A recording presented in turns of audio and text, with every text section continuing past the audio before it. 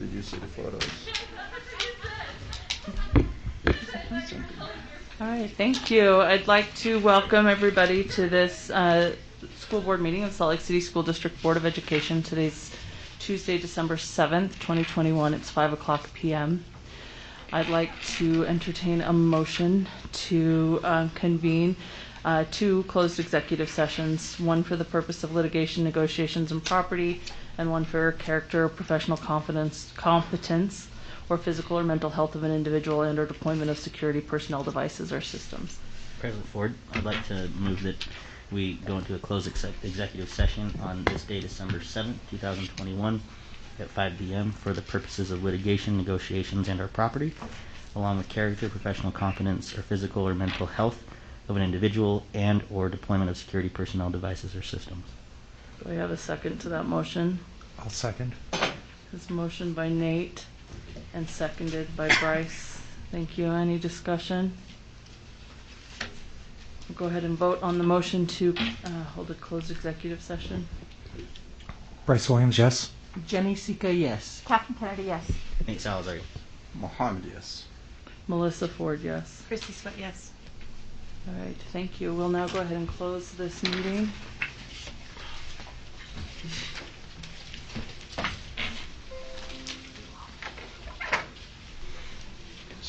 Make sure they're. Oh wait, leave that open. Like some people have to leave. You can still do that. Oh, they can get it out. Okay. Okay, I'd like to have Patrick Tanner's here.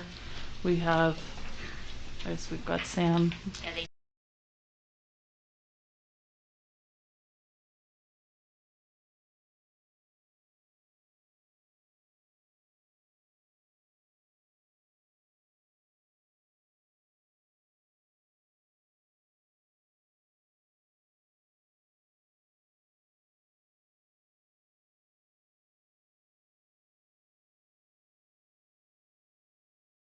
To recognize you. Okay? All right. All right, so I'm gonna make sure, are you gonna recognize the welcome Buffy? Oh, I was told that we're going to have Okay. her in January Okay. for the student Okay. senate. Because that's so awesome. Yes. Yeah, we're proud of her. All right. Sorry, we're a little bit late getting started. I'm when we can get everybody gathered and get started now. I'll go tell them. Get back here. We are starting by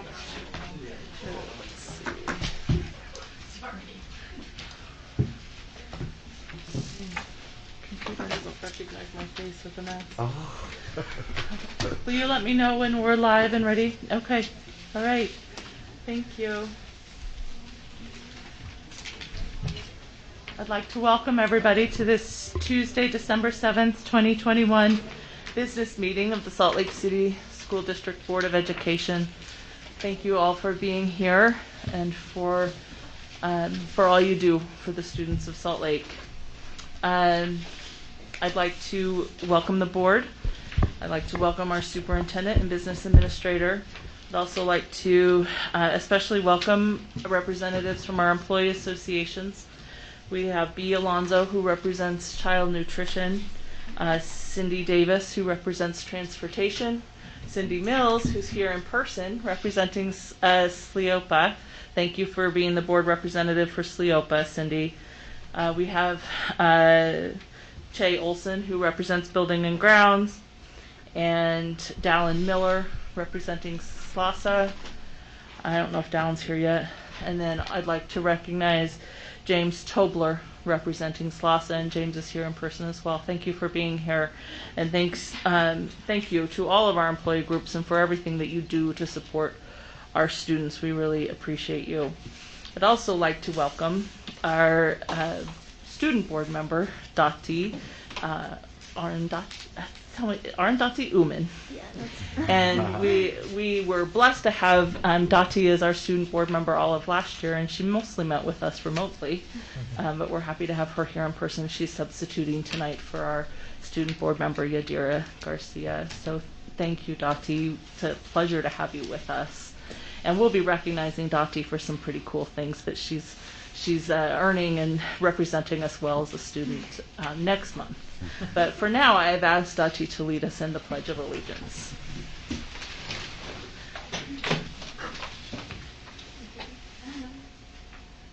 Pledge allegiance to the flag of the United States of America and to the republic for which it stands, one nation, under God, indivisible, with liberty and justice for all.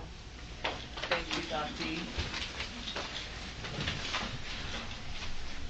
All right, the next item up on our agenda is our consent agenda, and I will be open to accepting a motion on the consent agenda.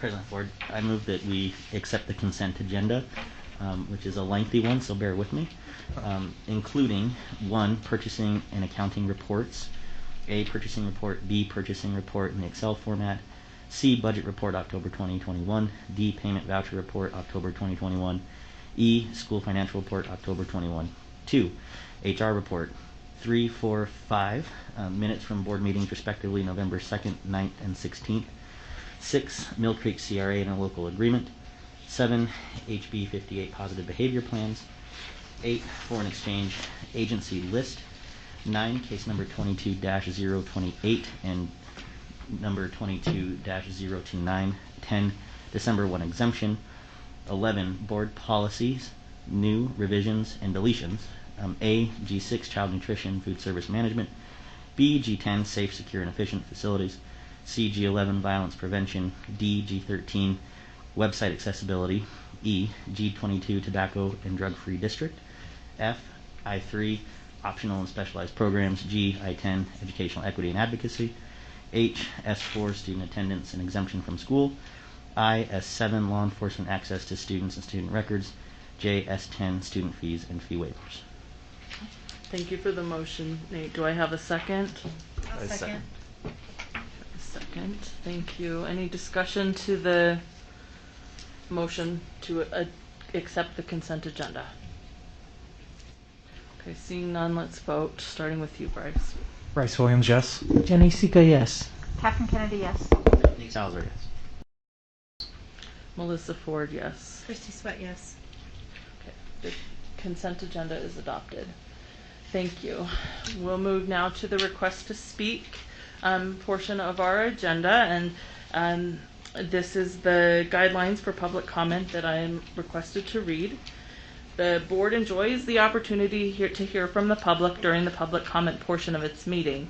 Before we begin, I would like to take a moment to remind you of our board rules governing your comments. Time may not be used to air complaints concerning bidding, contracts, employment, or personnel issues, to criticize or defame district employees, or to make complaints for which other avenues for redress exist. Time may not be used by employees or their representatives to circumvent formal communication channels or establish grievance or negotiation procedures. The total time reserved for public comment is not to exceed 15 minutes, with individual presentations limited to 3 minutes and group presentations limited to 5 minutes. I'd also like to explain that unless the speaker's topic is already on the agenda, state law prohibits the board from deliberating or taking action on items raised during the public comment period. However, if it seems appropriate to the circumstances, I may direct district staff to follow up with the speaker on the topic discussed. So thank you. We really do look forward to hearing from people when they've signed up to speak. And so with that, the first person who signed up to speak to address the board is Ray Duckworth. We'd like to invite you, Ray, to come to the front. Is Ray here? Okay. We'll move on to the next, and if Ray comes, we can add her at the end. So up next, we have Amanda Longwell. Welcome, Amanda. Thanks for coming to speak to the board. Thank you. Can you hear me okay? I'm going to try and talk fast because 3 minutes goes too fast.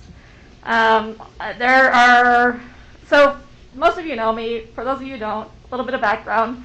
Been in the district for 10 years. I have kids in high school, middle school, and elementary. I've been advocating for students with disabilities for 6 years. My daughter has been in the district with a disability 6 years come January.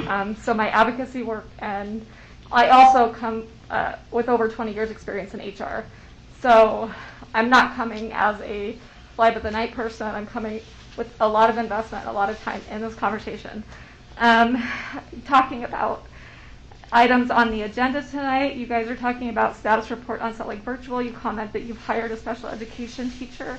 I humbly request that you vet out whether that's just one for all grades or if that is more, because obviously with the K through 6 you have teachers either 1 or 2 per grade to focus on that grade level curriculum.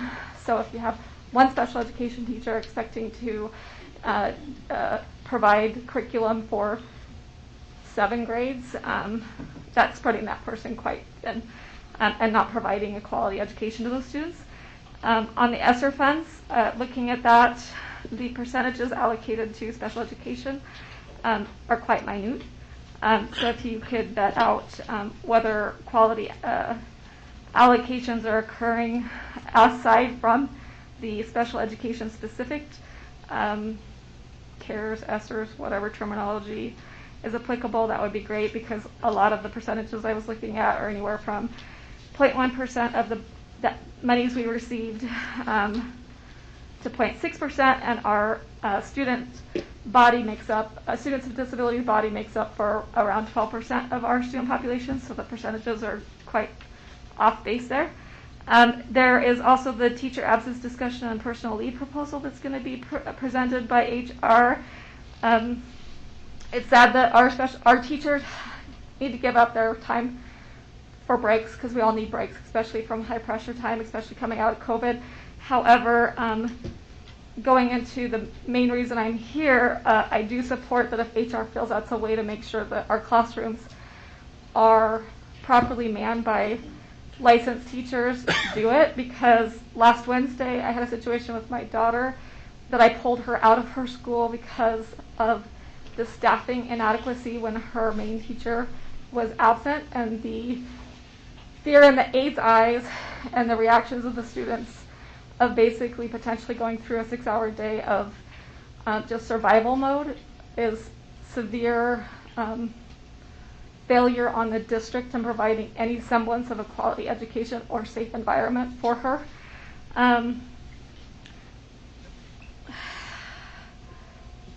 The special education director, parents have had to dig to find out who has been hired in that position. I vetted out with the 40 parents that we know throughout the district that collaborate. None of us have yet been received any kind of notice of who has been hired for that position. We do know because we have dug, but if you could please send that notice out so those who are still waiting for that information can receive it, that would be lovely.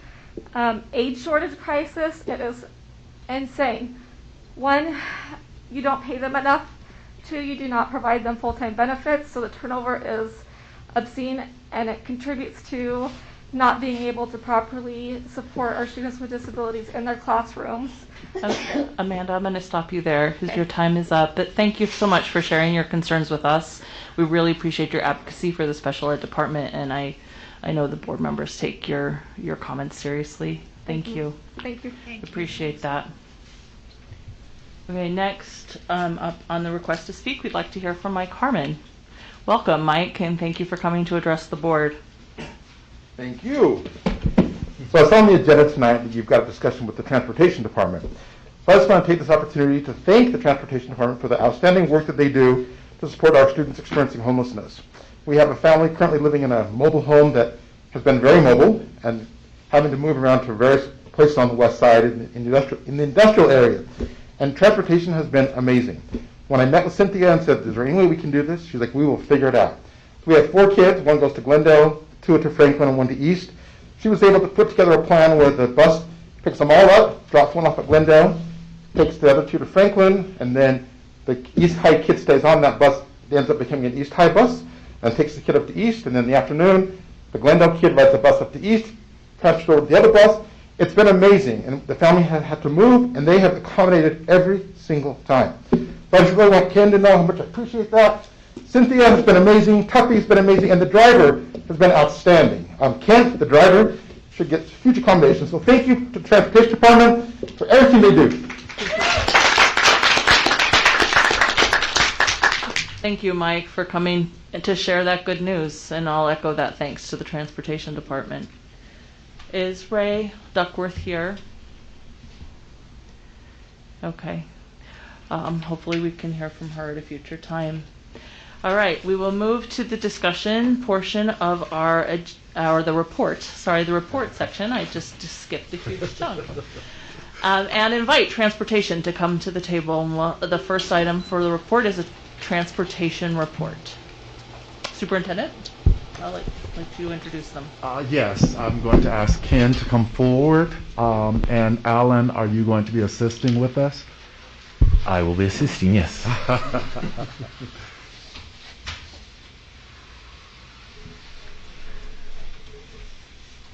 So we'd like to introduce Ken Martinez. He is our transportation supervisor. Yes, go ahead and sit right there. A while back, the board had requested a report on the amount of time students spend on a bus. Ken was able to put this schedule together that's attached to your agenda, showing in a breakout in 10-minute increments per route, the amount of time that students do spend on buses. I don't know if Ken, you want to say anything about that, or we? I mean, it's pretty self-explanatory there. It is. But if the board does have any questions about this report, Ken is here to answer those questions. So I want to thank you, Ken, for putting this together. I'm sure that this was time intensive, and I appreciate all of the information that is here. It's a lot, and like Alan said, it's pretty self-explanatory, broken down by minutes. So if the board has questions for Ken about this report, I will open that for board question. Ken, if you want to share any information about how you put this together, we'd be happy to hear that. Well, basically, it was just a matter of going through our existing routes and doing an updated student count, which needed to be done to complete our state report for funding for the year anyway, so it all came together in a timely manner. Just it took a little bit longer than we anticipated because moving back into our main transportation facility and COVID, everything else that everybody's dealing with. But this is kind of what we ended up with, and I was actually pleased to see that our EOP routes are actually running less time than they normally have in the past. They're still a little bit longer, especially on the ELP Blue, but we're looking at seeing if we can trim that down at all. But all in all, feel pretty good about where we're at. I didn't remember to provide you with the extensions, but bottom line, we're transporting about 4,232 students per day on these buses, over 71 routes, with 68 drivers. So we're still using shop and office supply. But the thing I really like to see is 51% of those students, over 2,000 of those students, are only on the bus for the 10 minutes or less. And at the next increment, the 11 to 20 minute, we're about 41% of the students, and then 8%, 1%, and then just 2 students in the category that I'd really like to get rid of. So that's all I really got. Thank you, Ken. Questions? Christy? Ken, thank you so much for being here with us tonight and for the work that you did with this. It was prompted obviously by a conversation that we were having with the superintendent and how long kids were on buses. And so this has been really great to be able to look through.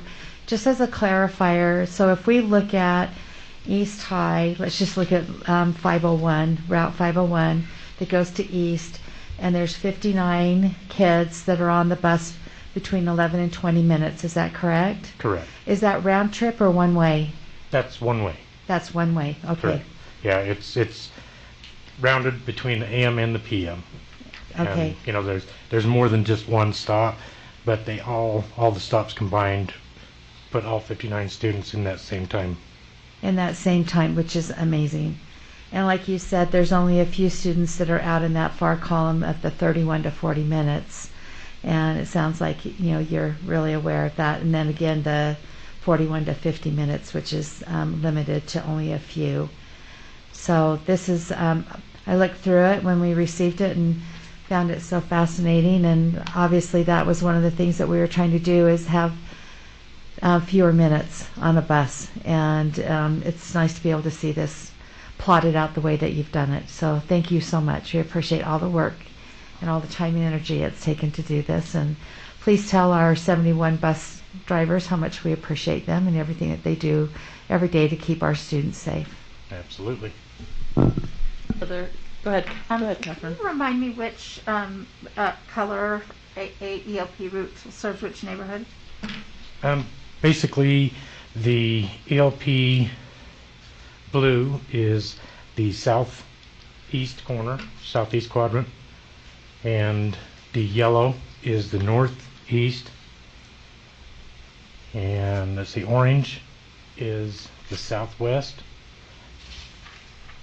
and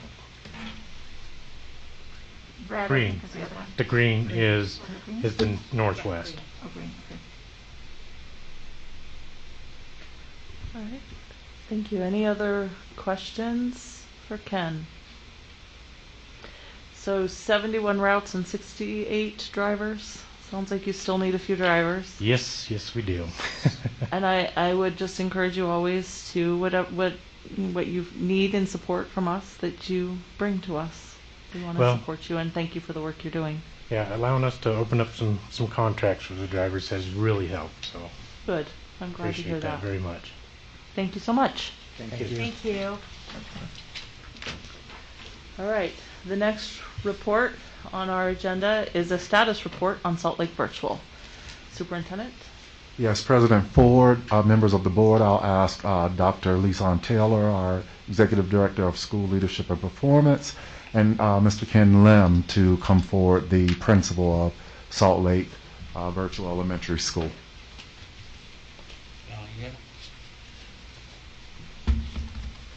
Thank you for joining us, and thank you for this requested update on how things are going with the Salt Lake Virtual Elementary. Mr. Lynn will be updating as the principal. He will make sure that we're knowledgeable about what's taking place. Okay. Well, thank you.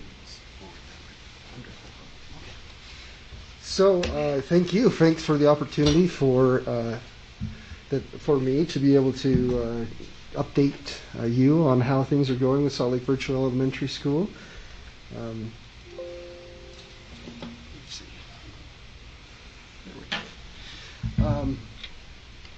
We have made some progress in hiring. It is still a struggle to find individuals that we can hire, but we do have 2 kindergarten teachers and we have a paraprofessional in kindergarten, so that's helped a lot. We have in first grade 1 teacher for 34 students, and we do have a paraprofessional in that classroom that's helped out a ton. In second grade, we are excited to share that we are in the process of hiring a second teacher right now, and we do have a paraprofessional in second grade as well. In third grade, we've hired a second teacher that started this last month. Fourth grade, we're still looking to hire, but we do have a paraprofessional in fourth grade now. And in fifth grade, in sixth grade, we're still looking for paraprofessionals to fill those positions, but those teachers are doing a great job with the students that they have.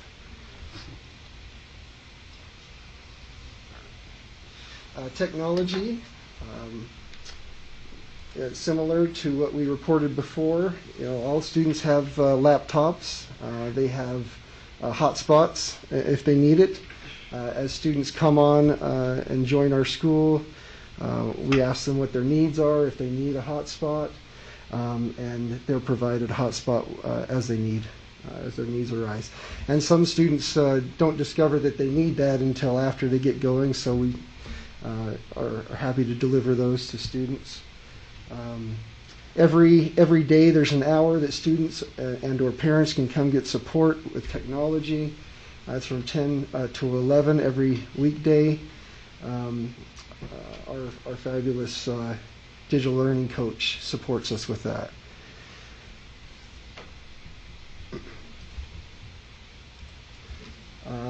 let's see, make sure we're on the same page. So with assessments, we are doing all the same assessments as the rest of the district. I think that's the simplest way to say that. So we're doing Acadians, we're doing district interims. I've been very pleased with the results of our interims. Compared to the average in the district, we're above average in those, and so we're pleased with our assessment so far. It has been a little bit tricky to get all of our students in person. Some of our parents feel pretty passionate about not coming into a public building, so we're working around those challenges. We have hired a special education teacher, and that teacher does cover kindergarten through 6th grade.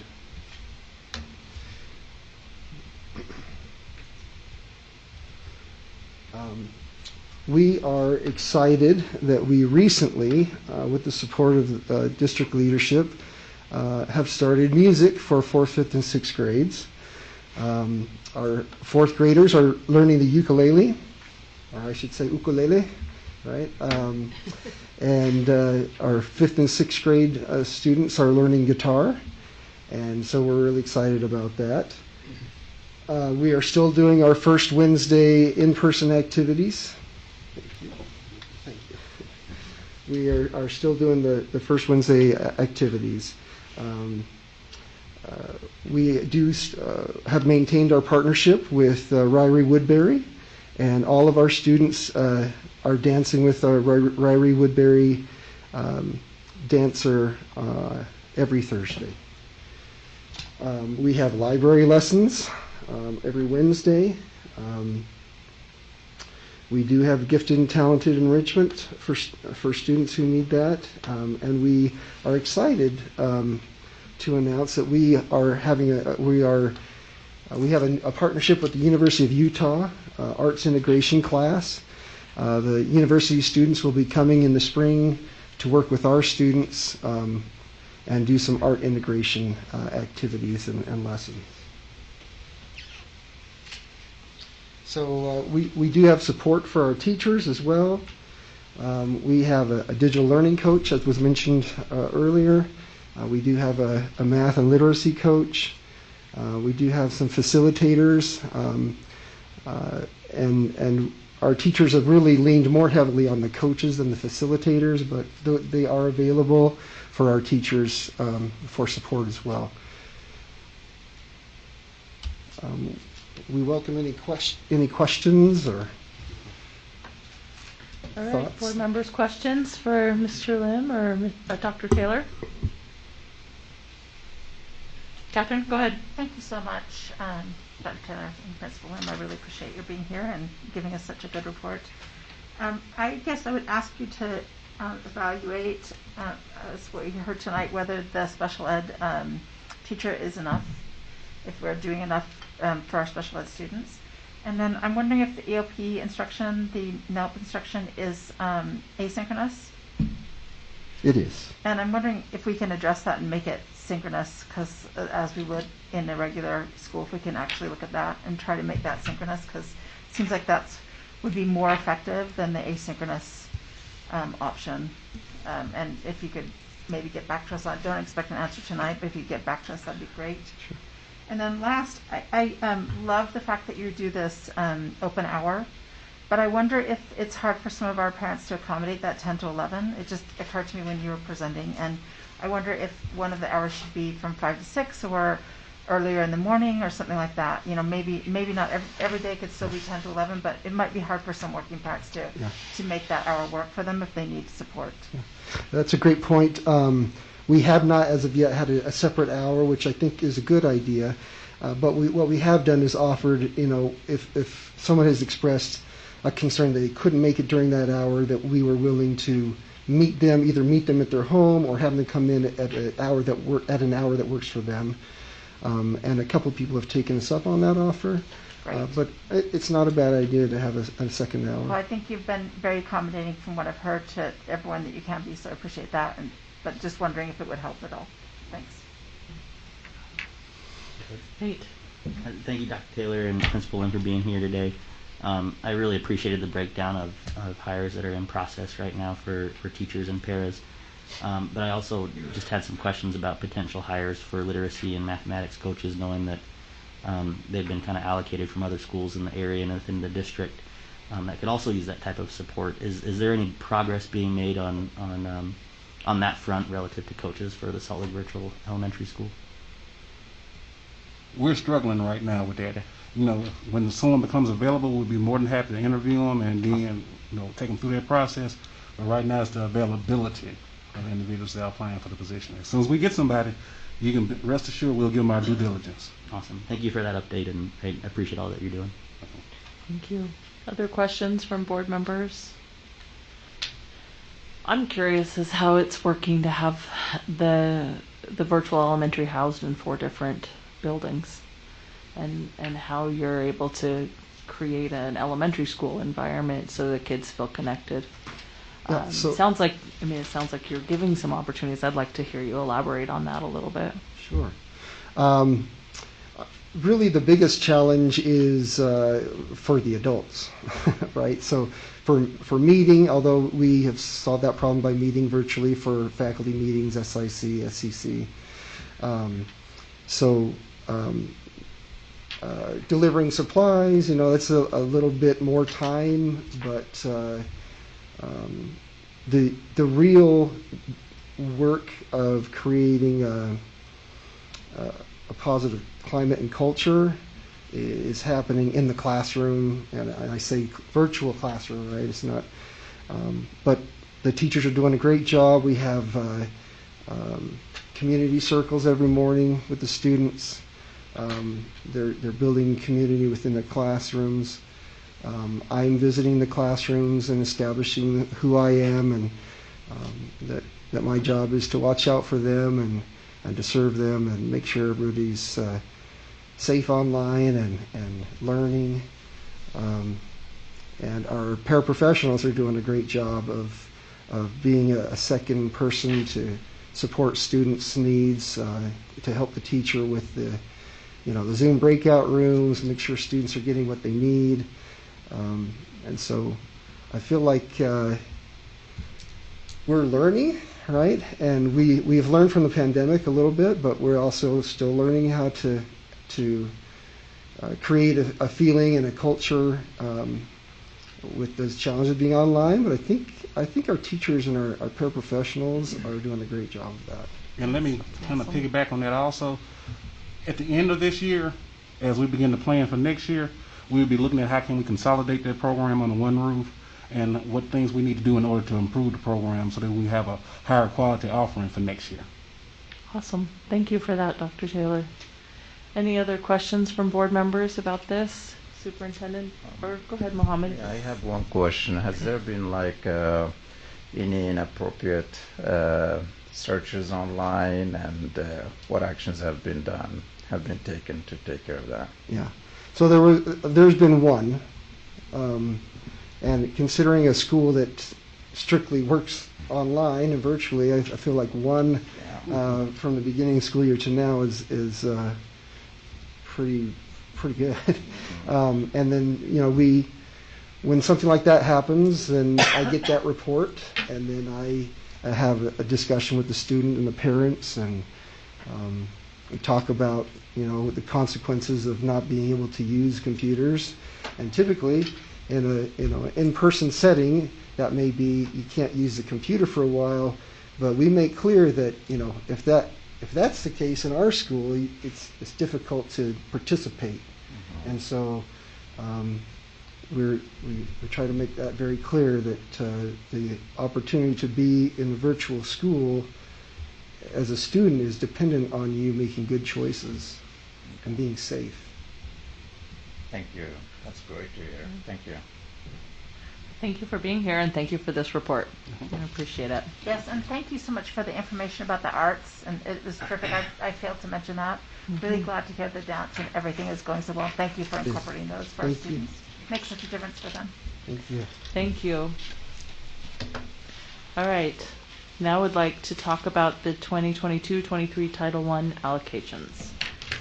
Business Administrator Kersley? Yes, so the Title I application to the state was due the end of November. And in that application, so a lot of the allocations we're getting now are for current year, but for the Title I allocation, it is for next school year. So this allocation is really set forth with federal standards. The main pieces of this are looking at total student enrollment of a school and then total students on free lunch. And then as you can see from the calculations, we take a percentage and we try and group like schools together and then allocate Title I funds to those schools. You can see in column S, T, and U a comparison of the 2020 allocations, which would be previous year, the 21 allocations current year, and the 22 allocations, which is for next year. Any significant changes are usually attributed to a decrease in enrollment when you try and look at those changes. That's generally what the case is, a decrease in enrollment. Sometimes you'll see a decrease in free and reduced, but generally what we're seeing is decreasing enrollment at a particular school, which results in a decrease in their Title I allocation. These allocations will be brought as we get into the budget season and we talk about school budgets. We will address these again. They will be shown as we show all school allocations to the board. Thank you, Business Administrator Kersley. Questions from board members? Christy? Alan, so can you just walk us through, I mean, why are some sections highlighted and some aren't? I'm going to do my best. Missy wasn't able to be here. The top schools, the top 1, 2, 3, 4, 5 schools that are highlighted in yellow, those are, and I don't remember the exact term, where everybody eats lunch for free. It has a particular term, I don't remember what it is. So that's why those are highlighted. So students at those schools don't fill out a free and reduced application. And it has been a little bit of a challenge this year since all students eat for free at this point. So we're doing our best on gathering that data, but there's not an incentive to fill out another form because all students can eat for free due to the pandemic. And then your columns T and U are highlighted just to highlight those current year compared to next year. Okay, and so then when we go to the far right and we're looking at the two long columns that are highlighted, that's just to show us what the allocations, I'm assuming, just to show what the allocations current are. year allocation and next year allocation. And next year allocations. And then that column W is the difference between, so the change from current year to next year. So just so you know, on the exhibit I'm looking at, for some reason I don't have the W's and everything across the top. So yeah, we don't. Yeah, we don't have those. So all right. So the W. That's probably because we printed it out as a PDF and sent it, whereas this is the actual Excel spreadsheet. So I'll be happy to send out the Excel spreadsheet. That's okay. I don't need it. So you're just saying I should quit referring to columns? Yeah, I'm just like, which column are you on? W is which one? Okay, and so the 21 different allocations. So obviously, I mean, if we just take the top line, which is Benyon, then that's showing a reduction of $8 million in their title dollars. No, so that's, this column where my cursor is, that was the difference between last year and this year. So they lost 8,000, so not 8 million. Oh, so 8,000. Okay. $100. I was a little worried. Okay. And going into next year, they'll have an increase of $46,530 over current year allocation. So they will increase, and that comes from the projection of going from 130 to 177. So we come over here. So their enrollment is 100. Yeah. So they did go from 130 to 177. You're projecting the 177, because right now they're currently 130. Or lower, actually. Is that right? I'm gonna. I cannot with 100% certainty tell you if that's a projection or if that's an October 1 count. Okay, so I don't know if. And since Sam and Missy are not here, Sam and Missy, the October 1 count was 130. Was it 130? I was going to say it was a projection because that's. I not think where the they 22 is a projection. So you're projecting additional kids in 2022. Okay, I just wanted to make sure. Sure, Alan. Just didn't want to give you information I wasn't 100% sure. Well, I'm guessing that the 22, everything that we see in the 22 column are projections. Right. Okay. And then that PPA stands for per pupil allocation. That was my next question. So you can see it there. If you looked at the spreadsheet, it's not a formula. That's just kind of where the art comes in to kind of group like schools together that have similar populations and get a similar PPA to schools that have similar populations. Okay. So right now we have 20 schools that are identified as Title I schools, according to I believe that's how many I counted. Yep. Is there going to be a change in any of those, or are we going to have still the 21 for 2022? These will be the ones, since this went in with the application, these will be the ones that the state will approve. These will stay. And Okay. that allocation will not change. Okay. If their population changes, will the allocation change? Nope, because the amount that the state will give us is fixed, and these are the allocations that will go to the schools. So if we, for some reason, didn't have a bump at Benyon to 177, they would still get that allocation? Still get that amount. Even if they have fewer kids? Now, if they went down to like 2, I'm sure we would have to look at stuff, but as far as, general deviations in our projections, this is the amount they will get. Because schools need to be able to plan, and so we try not to adjust things if we don't have to. It would be interesting, at least for me, I'm almost done, sorry. It would be interesting to me to know how they came up with those projections, because they really are varied, from the 20. Some of them are 25 kids up to 100 kids. So that would be interesting to hear that piece from Missy at some point in time. Okay, thanks. Other questions about Title I allocations? This is great information. Yeah, my questions were all about the projections too. I'd be really interested in how those projections are made But Missy doesn't make those the projections for enrollment. Yeah, Sam usually makes Sam our does. projections, so it'd be a conversation with Sam and Missy just to how the projections came about and then how we used them in this calculation. So if this is something the board wants to study more, we can put it on a study session and bring Sam and Missy in to discuss if the board would like to do that. And when we discuss school allocations, in next year, we can address that at that point as well. Yeah. Okay. Well, that's great. We can talk about it then too. Thank you. All right. We'll move to the next report, which is the ESSER, right? Yeah, the ESSER funding report. So when we submitted the ESSER funding, the board requested that we have quarterly updates on the ESSER funds, and so Business Administrator Kersley is here to provide a quarterly report on the ESSER funding. So this report not only shows the ESSER 3, it shows all the ESSER and COVID-related funds we have received since the beginning of the pandemic. Here, the first section is ESSER 1 or CARES money. We received a total grant of $4.4 million. There's $330,000 left in that, and that will be spent shortly, and we'll finish up the CARES grant. Any questions about the CARES money? And when trying to report the categories, I just tried to grab major categories so as not to have a 20-page report. Thanks, Alan. I just appreciate the level of detail that you put into this, and just seeing how much we've utilized and how much is carrying over in certain points here, I think is really helpful. So thank you for that. And the next, if you notice there, I have some numbers for this one. It's 2220. Those are just district program numbers, so I could remember if anyone needed to recreate this, they know exactly where I got the numbers from. Right. Next is Governor's Emergency Education Relief Fund, or GEERS. That went 100% to special ed. There is still $149,000 left in that.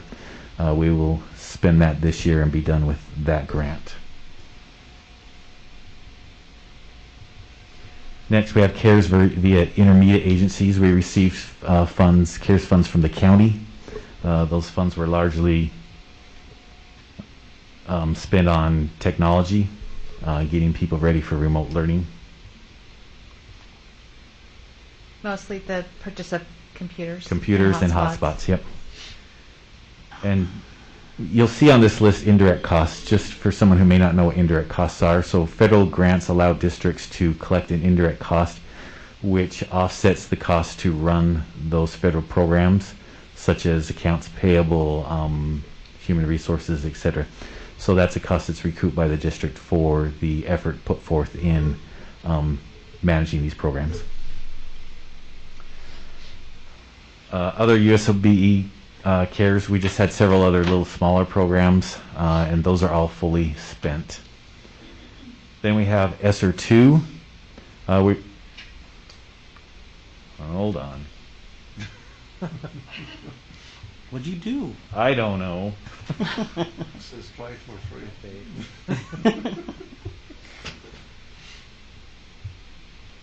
There you go. So the district received of ESSER 2 $17.7 million.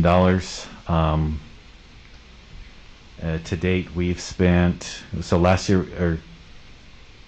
we spent 3.3 million. So far to date, we spent 2.7. So we still have a balance of $11.6 million. Those funds will expire the end of September of 2023. So we have till then to spend those. And that is where we are funding the virtual school from, those funds. And summer school as well, right, Alan? Yes, so our summer school program, partially with the CARES funds, but largely with these ESSER 2 funds, and then summer school for next year. Next summer will also be paid for with these ESSER 2 funds. How about after school? After school as well, ESSER 2.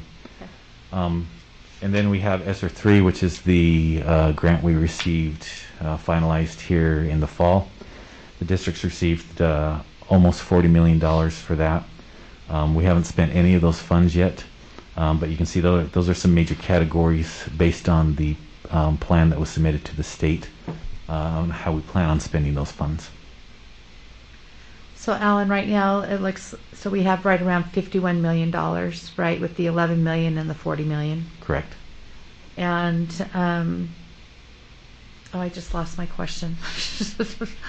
Not like Nate said, I appreciate the information that you're giving us, since it's, something that we need to keep an eye on, and appreciate the detail that you've given to us. So, I know what it was. You said that the CARES, the ESSER 2 is 2023. Is that the same as ESSER 3? ESSER 3 expires the end of September 2024. So we have one more additional year Correct. after that. Yep. Okay. It seems like we've been able to spend the other money, fairly quickly, but this is a large chunk of money, $51 million. And so to be able to spend that down by 2024, Especially right? with one-time expenditures. Exactly, with one-time expenditures, that's going to be a little bit of a challenge on it. Yep. Okay. Thank you. So are we going to talk about those kinds of expenses sometime? Or do you have a plan for? Will you present us a plan for the ESSER 3 especially? Yes. So we're largely following the plan that was reviewed by the board and submitted to the state. Right. As we get significant items, so we're waiting final approval on some HVAC improvements paid for with ESSER 3 funds. The State Board of Education has to give us final approval on those, and once we get that, we'll bring those to the board just to inform you, here's what we're going to do, and then we'll move forward with those plans and projects. And as we make expenditures, Alan will say where they're being paid for from these things, and then we'll continue to follow up quarterly. Right. We're not going to tweak those plans at all then. We're not going to refine them. Well, put more as we details. do, chances are, yes, we will be tweaking those plans, and we'll bring significant tweaks back to the board. If it's, insignificant or immaterial, we'll just move forward, but any significant tweaks to that plan we will bring back to the board before we execute those. Thank you for tweeting us about the tweaks. Well, my recollection was that's why you built so much flexibility into the plan, was so that you'd be able to tweak the tweaks. Correct. Okay. I have one question about the SCCR too. I see there is equity and there is an amount of 5,746. Do we have like a breakdown of what that equity entails? Or? Those were some additional, I believe, summer hours for parapros and other hourly employees that work in the equity department that normally don't work in the summer, Okay. to address some at-risk populations there. Okay. Thank you. Thank you. I would still love to see us look into some of the outdoor education things that we have. I think that they would be good for our district in general, and they are COVID related. And I'd love to see us, use one-time monies to see what we could implement. Yeah, I know they were built into the ESSER 3 plan, so as we execute those plans and schools do, we'll definitely bring those to you. I think it'd be interesting to hear what they do with them and the experiences the children have. Great. Thank you so much. Yeah, thank you. Thank you, Alan. I appreciate this report, and we will, as a board, expect this report quarterly, and then follow-ups as we go. Right. So if you want to see it in a different way, just let me know. Otherwise, I'll keep presenting it as you've seen it today. All right. Thank you. So the last item on our report agenda is the superintendent's leadership plan. This is something that the board has requested of Superintendent Gadsden to share with us his plan for the rest of the school year. So President Ford and members of the board, first, in this work, I recognize the work that has been done in the district, across our district by district departments. And I recognize the toll that our new normal has taken on everyone in our district. When we think we see light at the end of the tunnel, we have a new variant, or we have another situation that we've got to deal with. I also recognize the work that our teachers, leaders, paraprofessionals, and other district staff do each and every day to increase student achievement. But also in this plan is the understanding of the urgency of now and the work that we've got to do for the families that entrust us and the students that have been placed in our care. And so this work focuses on children and families while respecting that there are limits for our district employees in our new normal. And this plan has also been developed, and the work that we've done this year has been about creating real solutions to challenges in our district. And just a few of those challenges are equity, ensuring that all students learn at high levels, the sub shortages that we face every day, pay parity for our employees, and we're looking at that with studies of pay schedules and the like, and then collective accountability for all of us in the district. When one of us is successful, all of us is successful. And so creating that culture of collective accountability and an understanding that we're all in this together. And so those understandings have come together in the work that you see there, transforming Salt Lake City School District from good to great and establishing excellence as the minimum standard. In our vision, we say that we have excellence in equity, every student, every classroom, every day. And so we want to actualize that and make it actionable. And so as superintendent of the school district, I focus my time, energy, and effort on making sure that there's an equitable distribution of resources to close the achievement gap and opportunity gaps for our students, to improve achievement for all students, and to guarantee that we are operating with effectiveness and efficiency.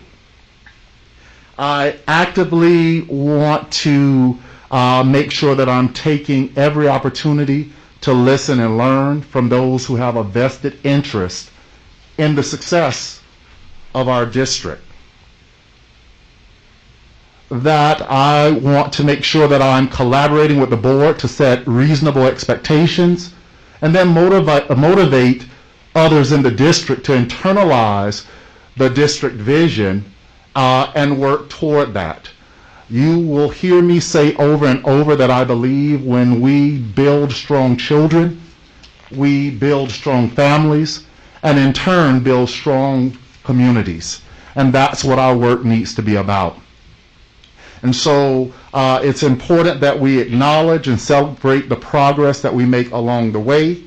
We understand that failure and disappointment are feedback, that we learn from those mistakes, and that we are working to make sure that Salt Lake City School District becomes a leader among districts not only here in Utah, but in the United States and eventually worldwide.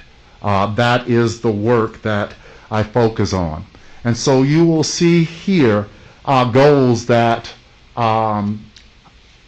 guide the work that will be done from now until the end of the school year.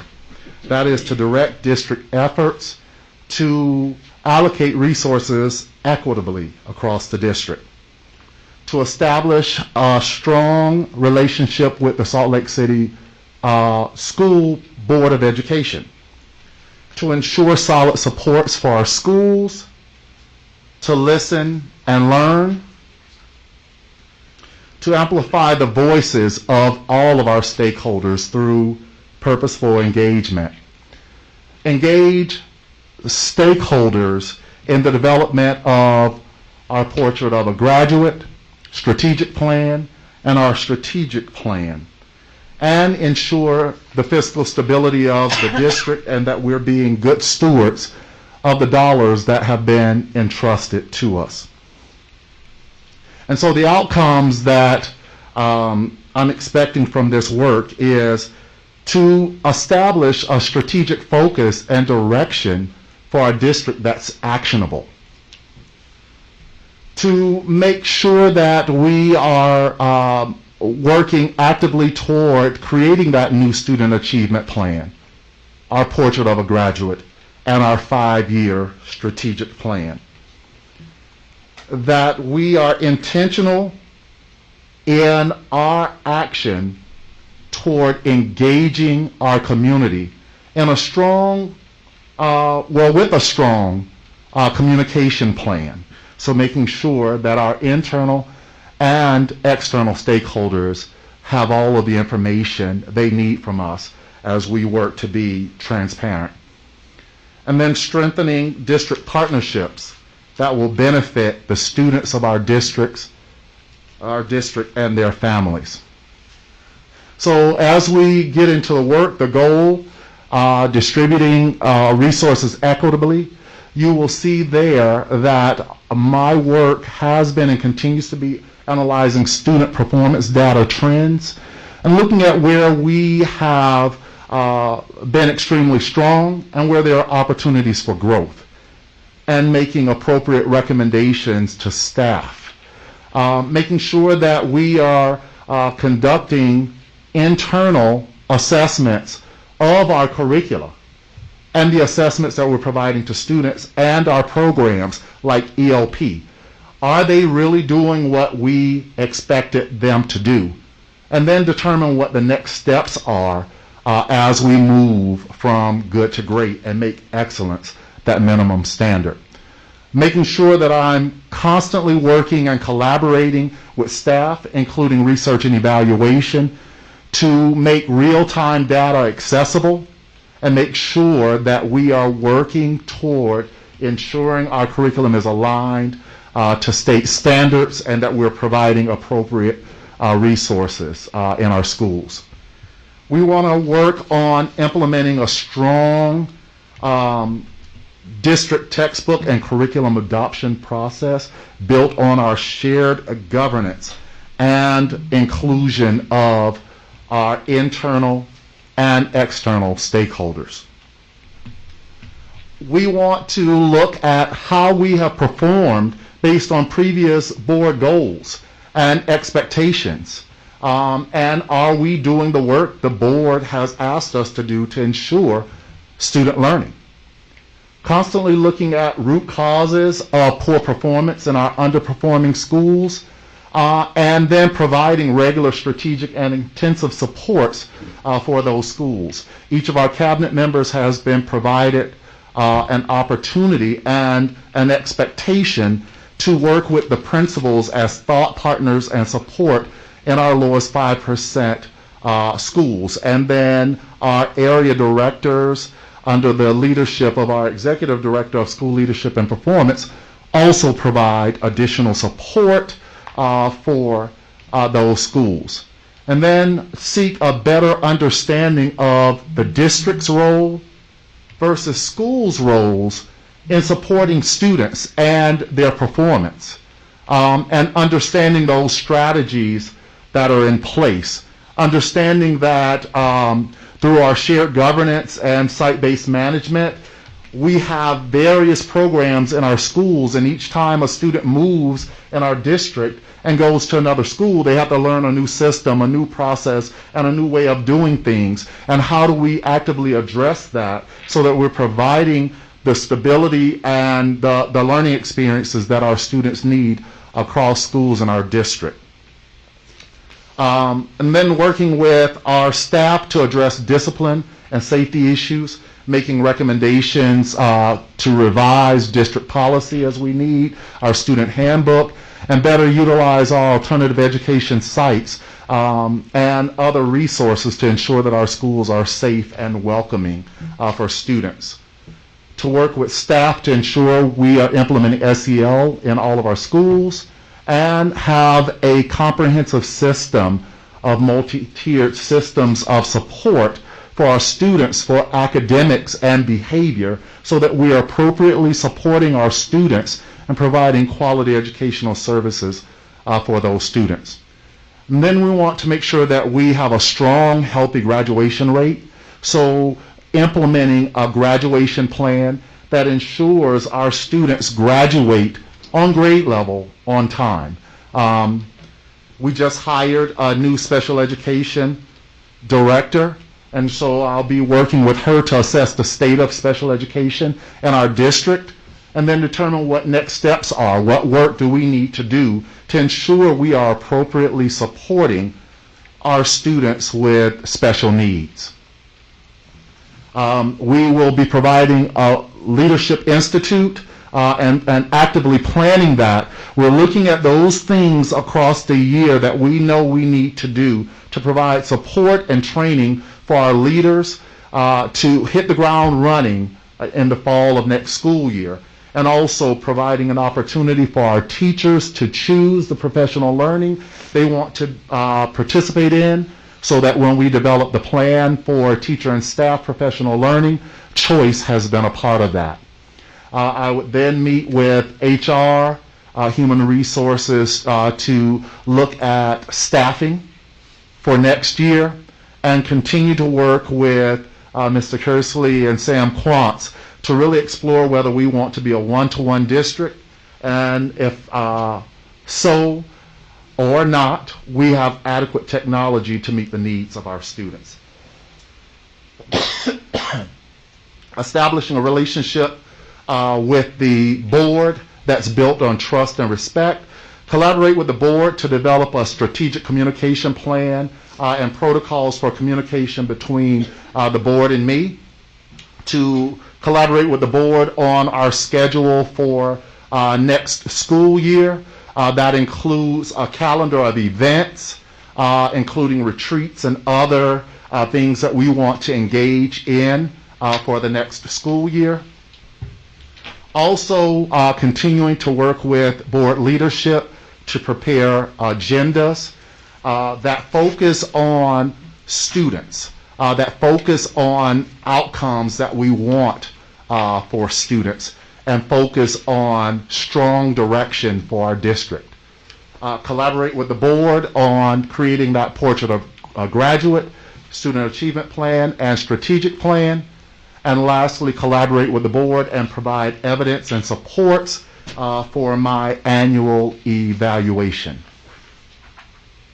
To ensure solid supports for our schools, constantly looking at the current organizational chart to see how we can optimize efficiency and effectiveness in supporting student performance and effective schools.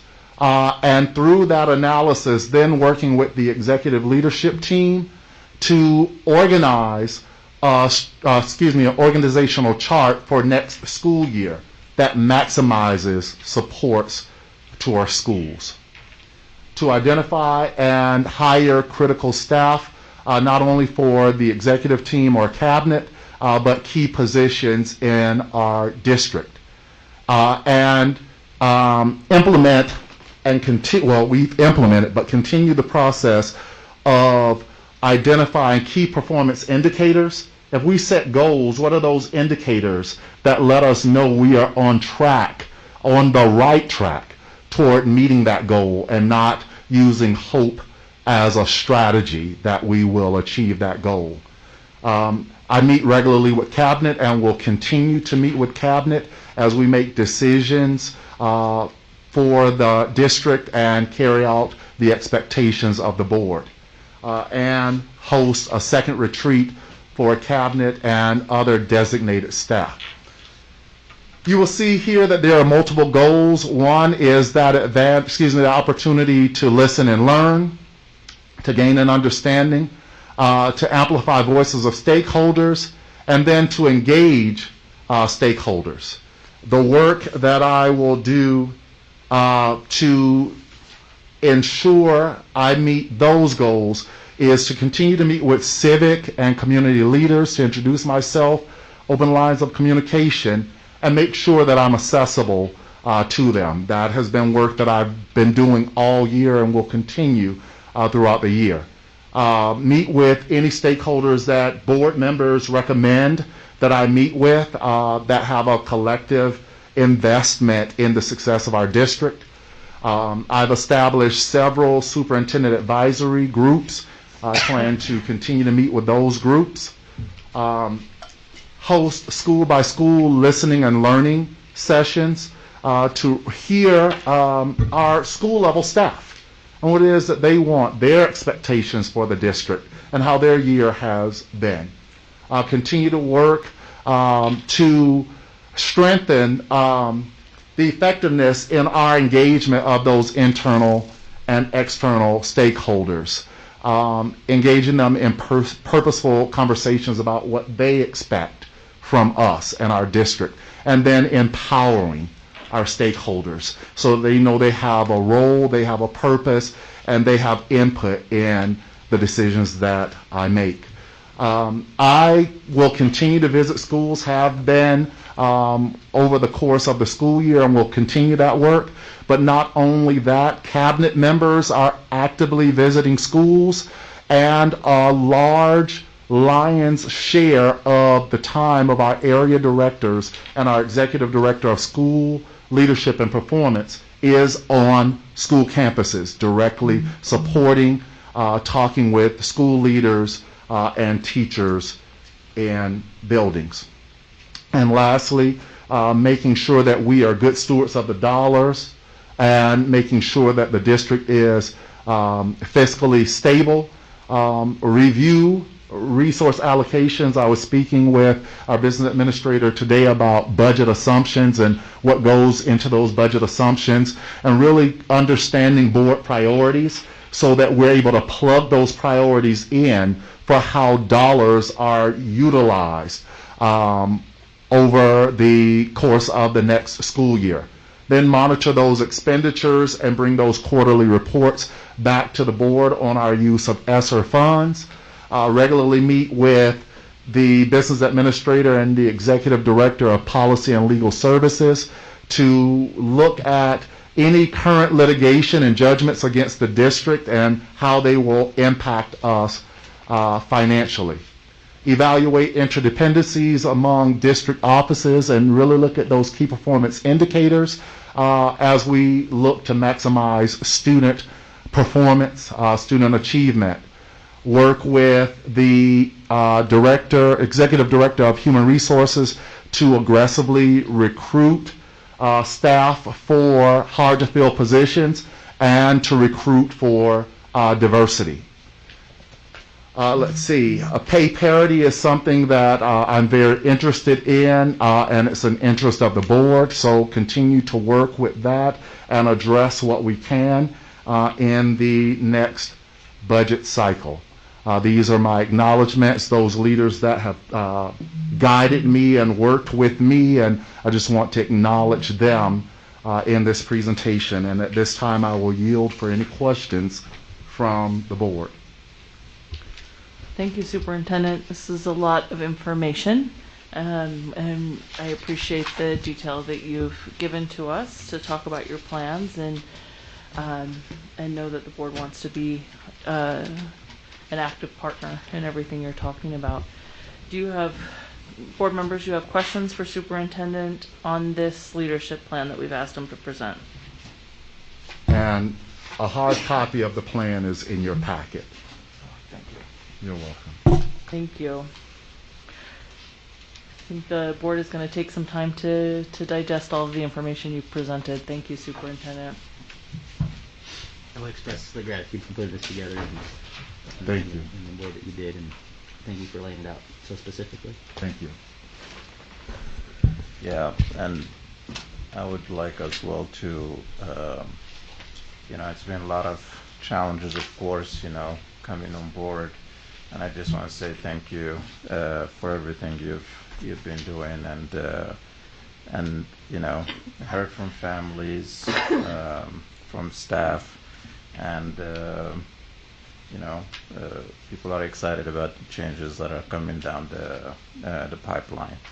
So thank you. Thank you. All right. Any other comments? Questions? Catherine? I thank you for this report. It's really interesting, and I appreciated your including your sources at the end. And are those people that helped you with this specific report, or just in your career? So those are people that have helped me in my career, and I always try to acknowledge people because if there are any thoughts or anything that I write that I learned from them unintentionally, I like to make sure I'm giving credit to those people. That's great. Thank you very much for saying that. And I was also interested in maybe at a later time you can talk about your good to great philosophy. I think that the guy is a business writer, but I'd love to hear how you think it applies. Yes, ma'am. To education. That'd be very interesting. Not right now, but when you have time, at a later time. Thank you, Catherine. Yeah, that's a good input. We'll go through the details of this as we move through the rest of the year. Thank you. All right, that concludes our report agenda for tonight. I want to offer a couple of minutes if the board would like to take a couple minute break, or we can just plow through. All right, let's just plow through. Yep. Thank you. All right, next up on our discussion agenda, and I'd like to invite Stacy Briggs to come forward. We're discussing the mascot for Innovations Early College High School, and Stacy Briggs is the principal of Innovations. If you've invited somebody to come with you, please come forward. I think she invited a student. Welcome. Hello. So Stacy, I'll let you introduce your guest. Spokesperson, so she's taking the lead. I'm here to accompany them. Can you introduce her for us? She's got the whole thing. The whole thing. Excellent. Okay. Over to you. Love Thank you for coming. Can we get the PowerPoint up? Do I have a PowerPoint? We sent it to April. I think it's the exhibit. Is it a PowerPoint or? No, there was an exhibit which is in your packet, and then there's a PowerPoint for right now.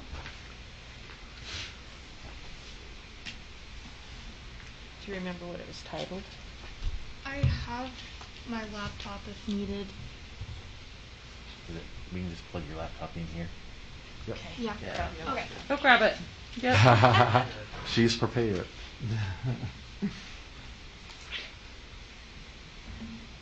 It's good to see you, Stacy. Hi. Thanks for being here. Nice to see you all. Wonderful to see you.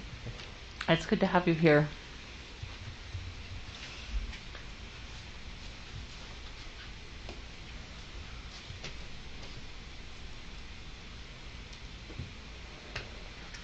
seems like Principal Briggs appointed Aaron Duffy to our board. Oh, that's right. That was Yeah, a there's that wonderful- connection when you were at wonderful- West High School. Yes, that was a great appointment, and we really benefited from that, so thank you.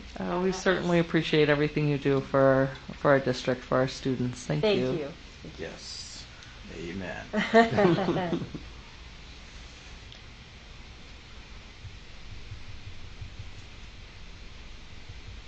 You should have taken your chance for your break. We're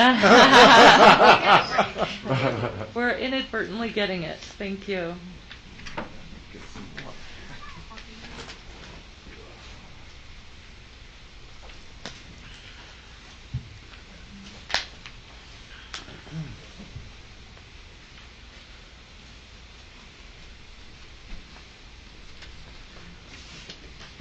While they're getting that PowerPoint presentation up, I will point out that as we've moved on to the discussion agenda, How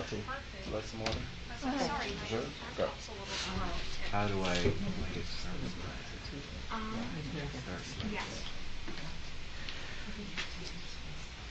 There you go. Okay. Okay. Way to go. You should be able to drive it from here if you want to. Oh, okay. Thank you so much. Just place that there. Hello, board members and superintendent. I'm Hannah Dela Cruz.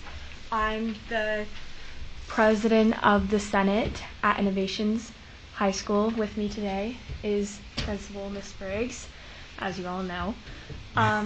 So today we'll be talking to you guys about a project we've been working on with establishing a mascot at our school.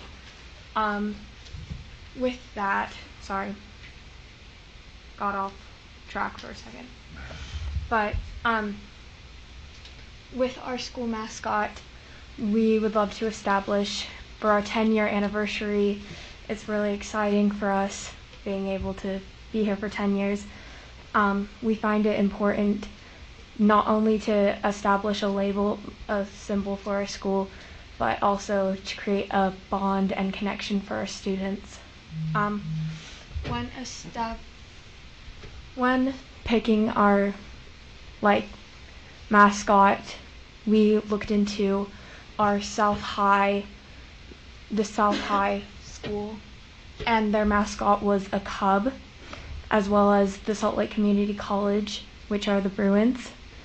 When we did that, we put a survey out for our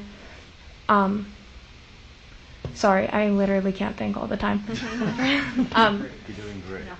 Our parents, staff, and students, and we had a great response in it, and everyone decided on polar bear was our top vote, and it corresponds with the bear of the Cubs and the Bruins, and it also is connected to the uniqueness of our school, and it really shows how rare and wonderful our school is.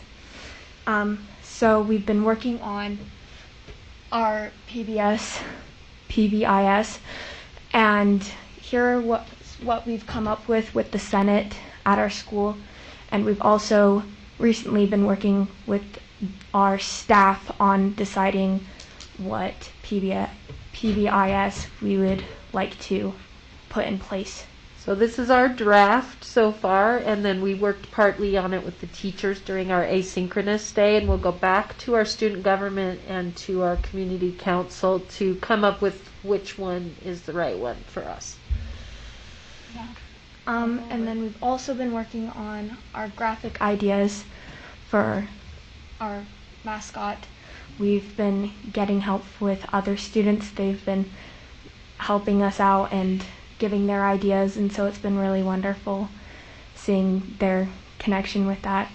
And we are planning on moving forward in sharing this with our students in January for our Spirit Week. So it will be really exciting to have them all be there for Spirit Week and announce it. So, yeah. Thank you, Hannah.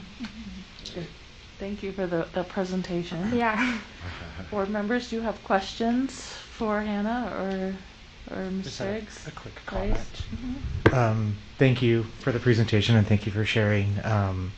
Just looking at everything you've put forward, it's really exciting to see the various stakeholders that were part of this. And as someone who has a lot of pride in my high school, I know how important a mascot is. So good job. Once a polar bear, always a polar bear. We don't know. That's what you're saying to me. Yeah. Looks great. It does look great. Superintendent? I just want to tell you how proud I am of you. And you said sometimes you literally can't think. You did a great job thinking on your feet and presenting. And I want to acknowledge Principal Briggs. I've asked her to go to Innovations and expand our boundaries. And this is a part of that work. And I just want to thank you for what you're doing with the students. So thank you both for bringing this forward. Vice President Salazar? Yeah, I would just echo, Hannah did an awesome job. Stacy, thank you for bringing Hannah to present. I think this is awesome to see student participation. Similar to Bryce and what board members, Kennedy and Williams and superintendent have said, I think the notion of a mascot creates that sense of identity, that sense of belonging that students really need to be successful. It's a huge component of that. And I'm just super excited to see the polar bear rise to the top. I don't think we have any bears or polar bears that I know of. Correct me if I'm wrong, folks. I'm sorry. But nonetheless, I just think this is really cool, and I would 100% support moving this to action and approving this tonight as a board member. Is this something that the board is interested in taking action on? Yes. That we need? Okay. I would be open to accepting a motion to move this to action. I think Nate just did. All right. Motion by Nate, seconded by Catherine to move the topic of Innovations polar bear mascot. Oh, I have a quick one. Okay. Hannah, is that your guys' color? Yeah. Our school colors are blue and white. What a wonderful How did I know she was going right there? I wonder where that came from, Sika. She's talking about BYU colors. That's all. They're Cougars. That's right. All right, I didn't hear any of that. Nothing that came It's now the Innovations colors. And I like it as polar an bear. I innovation. love it. Okay, the motion. If there's no discussion to the motion to move this to action, we'll vote to move to action, starting with Christy. Christy Sweat, yes. Melissa Ford, yes. Mohammed, yes. Nate Salazar, yes. Catherine Kennedy, yes. Jenny Sika, yes. Bryce Williams, yes. Okay, and we'll follow our practice of taking action now. So, do I have a motion? You want to do it, guys? Sure. I move that we vote for the approval of Innovations High School polar bears. I second. Okay, seconded by Catherine. Any discussion to the motion? Thank you for your presentation. We'll start this vote with Board Member Kennedy. Catherine Kennedy, yes. Nate Salazar, yes. Mohammed, yes. Melissa Ford, yes. Christy Sweat, yes. Bryce Williams, yes. Jenny Sika, yes. Yes. Well done. Congratulations. Thank you. Thank you for coming. Thank you for being here, and thank you for presenting to the board. All right, the next item for discussion is the district office building / temporary lease. Business Administrator Kersley, do you want to start the discussion on this? Yes, so we'll invite Paul Schulte, Executive Director of Auxiliary Services, forward. So on the agenda, we want to discuss two items, a review of the rebuild of the district office, and if so approved, we would need a place to go. So attached is also a temporary lease of some space we would use while the district office is being rebuilt. To start the conversation, I have our architects have put together a 3D kind of video rendering of the new building plan. So we will play that. What?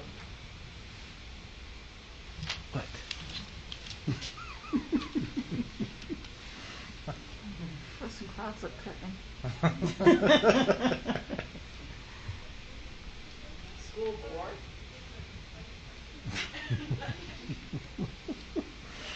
boring. Yeah, it's so boring. I was gonna say that's our No, mascot that's not meeting. spelled, yeah. What happened to the D?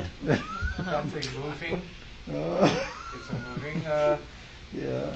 display so that the D's around the corner. It's Oh, fun. it is? So that Okay. coming I across. It's not see. stuck there. It's a D. Use your imagination. It's not ing, no?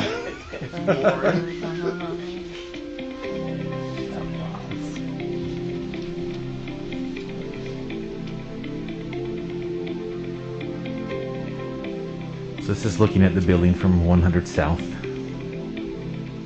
So this would be the front. So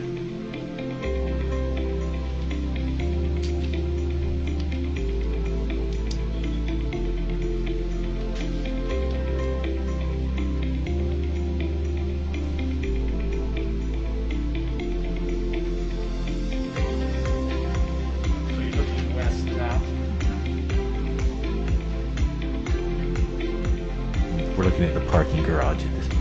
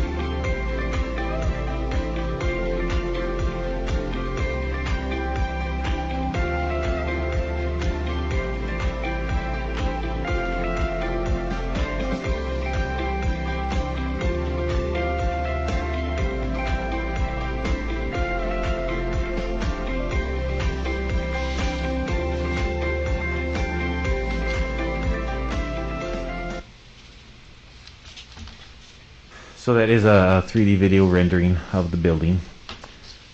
What we're looking for is approval to move forward with this project and go out for bid when the time is right.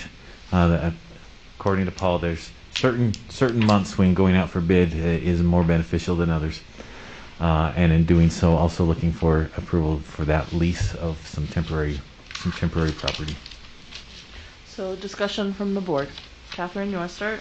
Sure. I would like to see some of the changes we discussed. I don't think this plan reflected all the things that we asked for. I'd like to see just the plan. I'm more interested in the inside of the building, and I like the plaza, but I wonder how many months of the year it'll be accessible, especially because it's winter. Although it's getting warmer in Salt Lake all the time, but winter is the majority of our school year. Or inclement weather adds up to at least a third. And then, we have to think about air quality. I like the plaza. I worry that the plaza is too much of a focus, and I'm really interested in the inside of this building. So I'd like to see, for example, I'd like to hear any employees for what I would love to have the employees have the time to say, the district employees have a moment to say what they think about the interior of the building, especially because it's been a couple years, we might have some new people. I'd really like to see there be board space. I don't anticipate that I'll be around to use that space, but I'd like to see there being board offices and a board meeting room that wasn't included. And I also really think we need flexible meeting space that can be used as a testing facility if needed. Right now, we lose our gym space at West. I'm not sure about the other high schools, but at West High, we lose our gym space for the month of May, a little bit longer. Usually it's the last couple days in April. In the month of May, we use all of our gym facilities because of testing.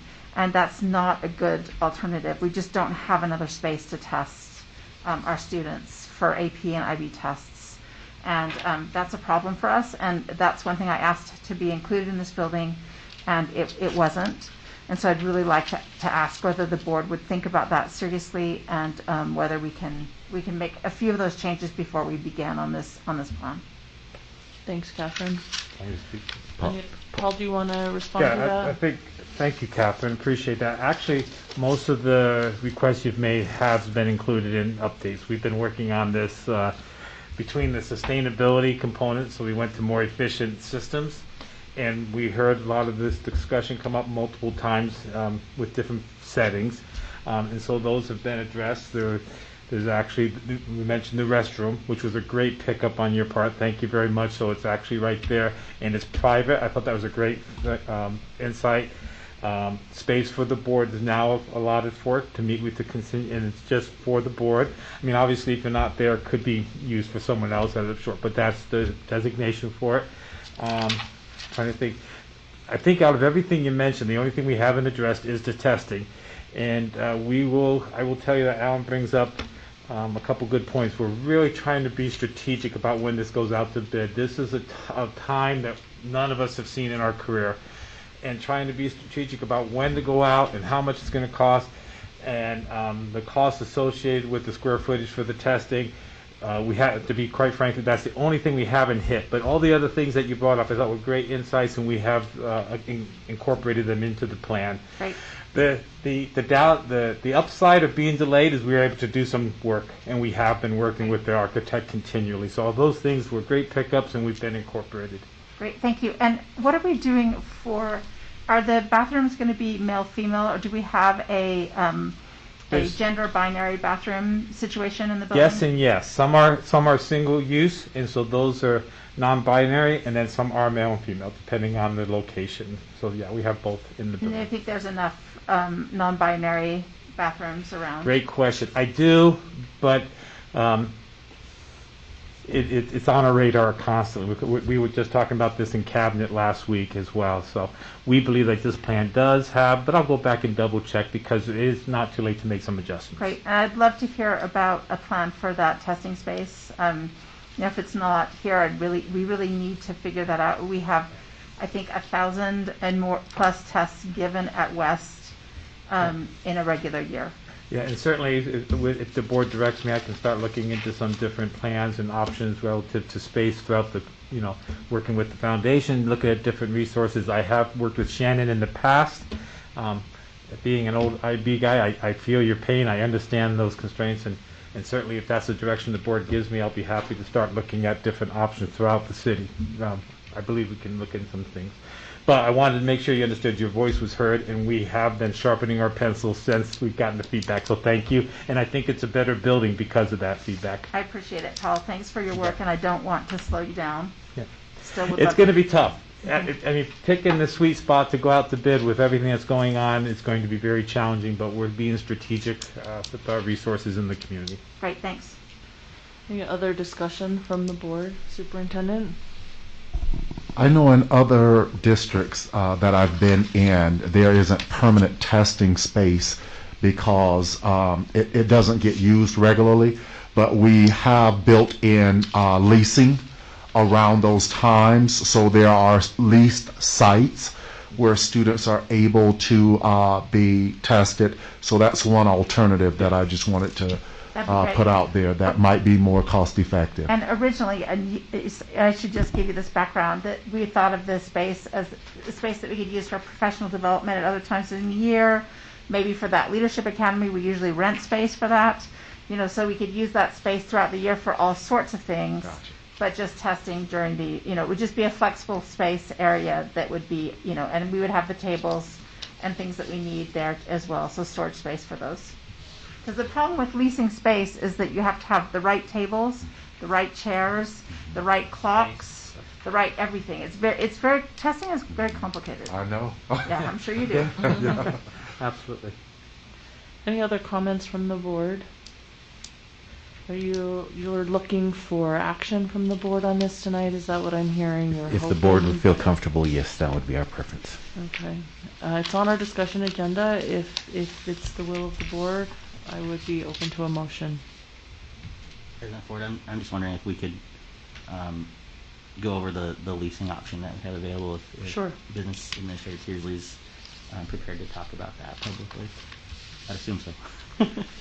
Yeah, so we're looking at leasing some space. It's about 2 blocks to the south of here. One floor of a building that's down there on. It's about 5th South. Yeah, and it comes furnished, so we don't have to with the exception of chairs. We bring our chairs with us, but desks and cubicles are all included. They're sufficient enough for the entire district office to have a space to work. And we would be looking at a 2-year lease, hoping that the building would be done in 2 years, but then with the option of adding on month by month, just in case there is a delay in some construction.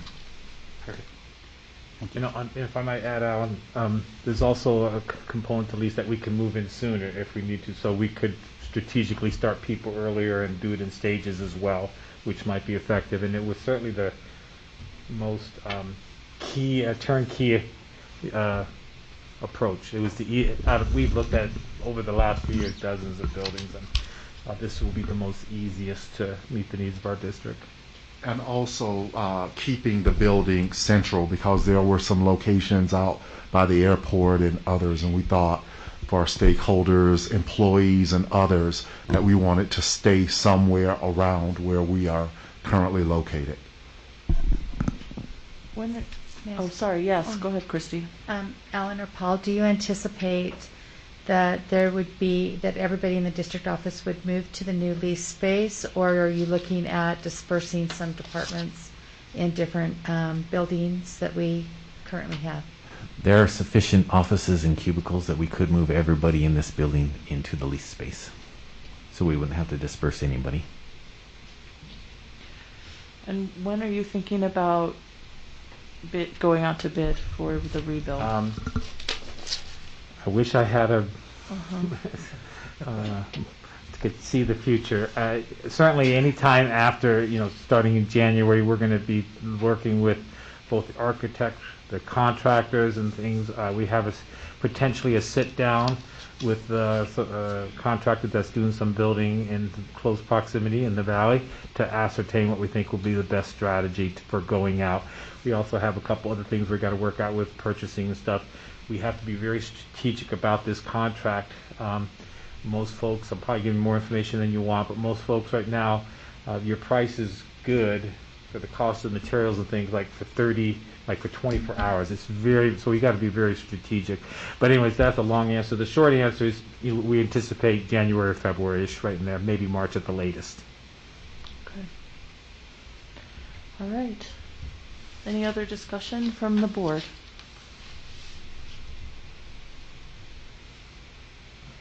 President Ford. Mm-hmm. I'd like to entertain a motion to move the district office building and approval of the temporary lease to the action agenda. Second. A motion by Nate, seconded by Catherine. Any discussion to moving it to action? Seeing none, we'll vote starting with Bryce. Bryce Williams, yes. Jenny Sika, yes. Catherine Kennedy, yes. Nate Salazar, yes. Mohammed, yes. Melissa Ford, yes. Christy Sweat, yes. Okay, now that's on action. Let's go ahead and take action. I'll open to a motion. Nate, you want to make that again? Happy to. President Ford, I move that we accept the district office building and approve the temporary lease agreement after our discussion tonight. Do I have a second?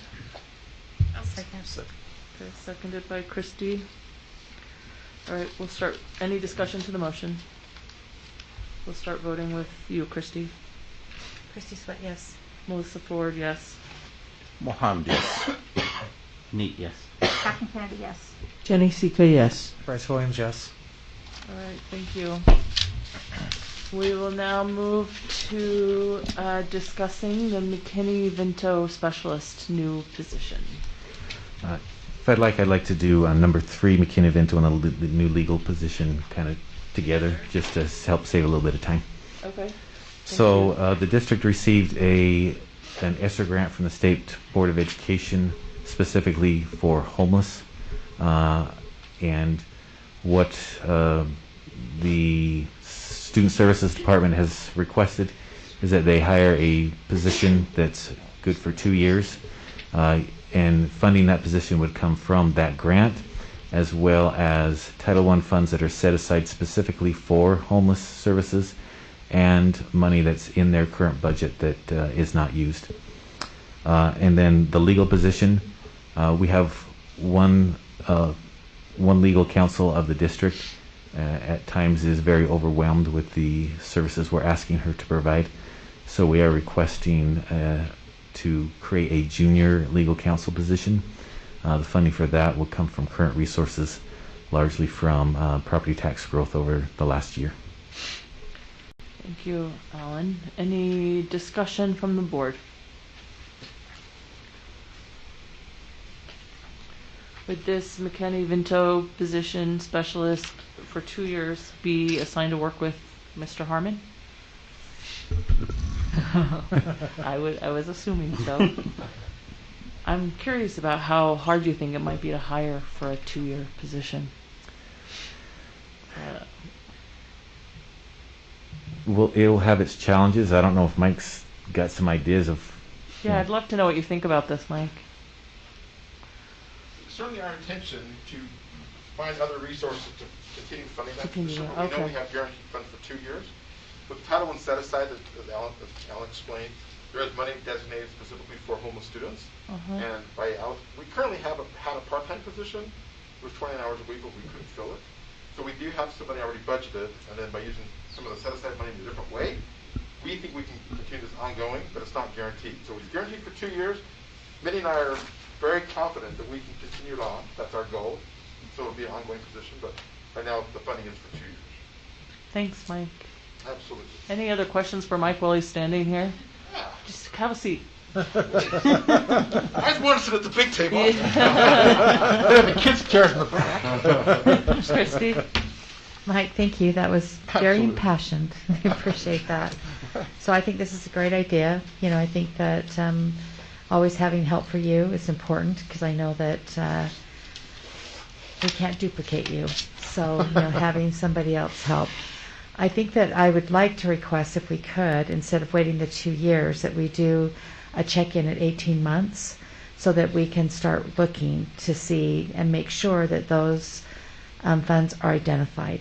So if possible, you know, like put a little star on your calendar, you know, Alan, if the rest of the board agrees, you know, to look at that 18-month, you know, starting point. So that gives us, you know, 6 months, you know, to make sure that we can find the funds and that we still have an employee if it deems necessary to do that. Nate? As a board, I would totally support that. Board member Sweat and maybe even looking at it, if it's not 18 months, but looking at how it might correlate with the fiscal year, depending on what might work better for you and your finance projections there, Alan. But nonetheless, I love this idea. I think it's a great opportunity for you, Mike. I know how hard you work. Your reputation is really, really positive in the community, especially with the YWCA, who I work pretty closely with on other things and in the community. So, and I also know that homelessness has been on the rise with the pandemic, and I can't imagine that your workload has increased because of that. So, this is something that I support, and you know, depending on 18 months or fiscal year evaluation of that, I would support this tonight. Any other questions for Mike or discussion about the McKinney-Vento specialist? Thank you, Mike. Appreciate the work you do. Thank you. All right, the other thing we're discussing is a new legal position, which would be a junior legal position to support Executive Director of Policy and Legal Services, Ms. Kendall, with increased workload and the one person that she is. This would be a position in support of the work that she does. Open to discussion from the board on how you feel about this position. So I understand why we need this position. I did receive a letter from a constituent that wanted to come speak tonight but wasn't able to do so, and I just wanted to read a couple of short paragraphs about what she said. Thank you, Catherine. The topic I wish to speak about today was the position for junior legal counsel. I have long supported Salt Lake City School District hiring an ombudsman for parental and caregiver concerns rather than additional legal support. I know you've been very supportive of that suggestion as well, and it's my memory the idea comes from someone we all greatly admired, Heather Bennett. And I will add that I think Heather intended that person to be an attorney, so an attorney ombudsman. Our district has had significant issues with parent and caregiver trust, specifically in the area of special education. Personally, as a parent who filed a G-19 on behalf of my child, I would have greatly valued the role of an ombudsman. I also believe many of the parents who have filed recent litigation regarding special education services may have declined to do so if they'd had a support of an ombudsman in neutrally evaluating their complaints. I implore the board, and I've copied board leaders as well as the superintendent, to consider the hire of an ombudsman in lieu of junior legal counsel. So, and signed by my constituent from District 3. And that constituent also sent this, as she said, to Melissa, Nate, and Superintendent Gadsden. So anyway, I just wanted to say that I do understand why we need additional legal counsel. I wonder if we could hire someone with an eye towards someone that could act not only as junior legal counsel, but also as an ombudsman. I think that's good. That's a good idea, Catherine. Any other discussion to that? So you're envisioning, the job description was posted with this discussion agenda. So would you envision adding some ombudsman responsibilities to that position, or would you want to substantially alter that? I think Just that's curious. up to the entire board, and be interested in hearing from Christina. I would hope that kind of a effort that Heather did support. I think many of us heard her talk about that. But I think that it was envisioned that it would actually lighten the role, the attorney's role, that if the person could act as an ombudsman, and that the person, I remember Heather talking about it as a role that an attorney would take on, but that would maybe lighten the litigation occurring in the district. So it would be up to Christina and the rest of the board to decide how we change that. We have other discussion related to the new legal position. Superintendent Gadsden. I would have to ask Miss Kendall to weigh in on this, but I could see potential conflict of interest because of the neutrality that an ombudsman would have to hold. Also, potentially being involved and helping with litigation. I just see a potential conflict of interest. Ms. Kendall, do you see any conflict of that person playing those dual roles? I do. I would agree with that. Want me to walk? Yes, please. Yes, come join us at the table. I've already been at the table enough. I'm not a fan. So, my understanding of the role of the ombudsman is to look for systemic failure patterns in the district and to take complaints and investigate them to determine whether or not there are systemic failures within the organization and to work to address those. And one of the things about the ombudsman is that they have to have a significant level of independence from the organization, much like Ms. Hatch has in her role as a Title IX compliance officer. That's one of the fundamental duties of a Title IX compliance officer, is to not necessarily be in favor of the district or in favor of any particular employee, but to sort of act as an independent person who can independently investigate and make determinations. And so that has definitely been something that we've worked a great deal with Ms. Hatch on. Obviously, Ms. Hatch has a limited role in terms of just discrimination complaints, Title IX complaints, retaliation, so her role isn't as a general ombudsman. In terms of someone who can field special ed complaints, understanding special ed law, as Dr. Gadsden is well aware, is very complicated in terms of what they do. We do have the Utah Parent Center, who we negotiate with, who is supposed to be a neutral, independent person who works with families to sort of navigate our special ed process and our complaints. So we do have that person. I'm certainly open to the idea of having sort of a junior legal counsel field more parent complaints from that standpoint. I'm just not sure, as Dr. Gadsden said, that we could arrange the position such that they would have the level of independence that they would need, or really the level of authority that they would need to sort of correct those, any sort of perceived or determined systematic deficiencies or failures. Does that make sense?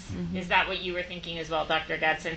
Yes, and so as we look at reorging the district, that will be joint work of the associate superintendent and the executive director of organizational and strategic leadership, fielding some of those complaints, investigating, giving an honest report on where there might have been failures, and making recommendations for corrections. So that work of the ombudsman would actually rest with the associate superintendent and the executive director of organizational and strategic leadership. I've had the opportunity to see firsthand the amount of work that we give to our policy and legal services executive director, Ms. Kendall. It's clearly more work than one person, and I see that. And we ask for her support with all of our policies. We ask for legal representation, to which she does a great job. And so I am in support of a position that would support the work that she does. I understand that it's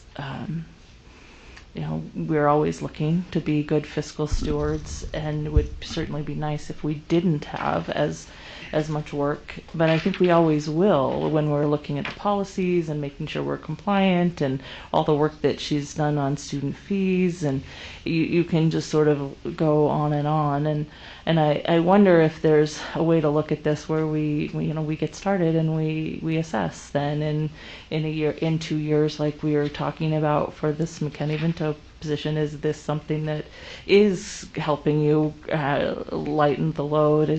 Are we able to accomplish what we want to accomplish with that, and assess at that point? So that might be my 2 cents on that. But and I guess one of the things I would like to say that I envision for this position is, I think I do a lot of things for the district, and when I'm looking at what this role would be, I don't have a set idea in terms of what I would want them to do, other than to shift some of the responsibilities off my plate. But one of the things that I think would be very important is, because there's only one of me, I don't get to do as much training with staff and teachers and school site personnel as I would like to, and as I think would be important. There are a lot of things that we could, as the policy and legal department, do training on that I think would help the district employees at all levels. And so one of the things I'm looking for is to either free up time for me to do the training, or to hire someone who can do a lot of that training as well, in addition to taking some of the load off my plate. And I think that'll be a great benefit to the district just moving forward. And I'm fine. Christy. Thanks. So thank you so much, Ms. Kendall, for that. I think that it's important for us to really understand why the board wanted this to be brought forward, and for us to hire an additional person. I'm in support of that, but I also would like us to think about, this piece about the ombudsman. I think, it is something that we have talked about in the past, but maybe brought forward at another time, so that we would be able to look at that and say, where would that be helpful? Because I know one of the things that we've talked about, is looking at, the systemic problems within education, and, some of the issues that come across that come in the form of complaints and people not knowing what to do with them, and looking for, that additional information. So I support this tonight, but also would like to see us have a further conversation about the other piece too. I feel the same, actually. Great, thank you, Catherine. Any other discussion from the board? Okay, it's on discussion. We can take action on it, or move it to action if the board would like. Yeah. Do you want to make a motion to move this, maybe both positions, to action?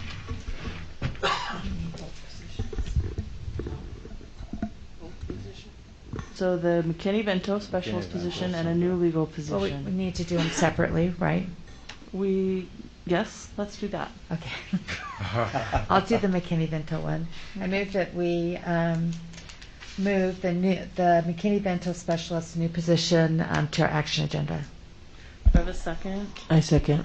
Seconded by Jenny. Any discussion of moving it to action? Some discussion, and I would like to make an amendment to the motion, but I think I have to do that after we've voted on it. Is that correct? No, you could. Well, make you an can do it in amendment the now. action, when it Okay. gets to the action. Yeah. Do that. You want to. Okay. All right. Let's vote. Beginning with you, Bryce. Bryce Williams, yes. Jenny Sika, yes. Catherine Kennedy, yes. Nate Salazar, yes. Mohammed, yes. Melissa Ford, yes. Christy Sweat, yes. Let's go ahead and take action. Do I have a motion? President Ford, I'd like to move that we approve the position of a McKinney-Vento specialist with a review at either 18 months or at the fiscal year, depending on what might work better relative to sustainability of that position.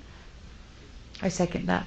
Okay, motion by Nate, seconded by Christy, that we approve a McKinney-Vento specialist position and review to for sustainability at 18 months or at the fiscal year. Any discussion to that? Okay, we'll start with Catherine. Catherine Kennedy, yes. Nate Salazar, yes. Mohammed, yes.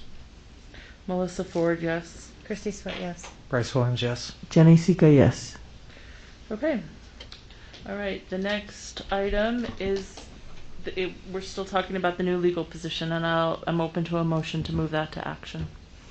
I move that we move the new legal position to action.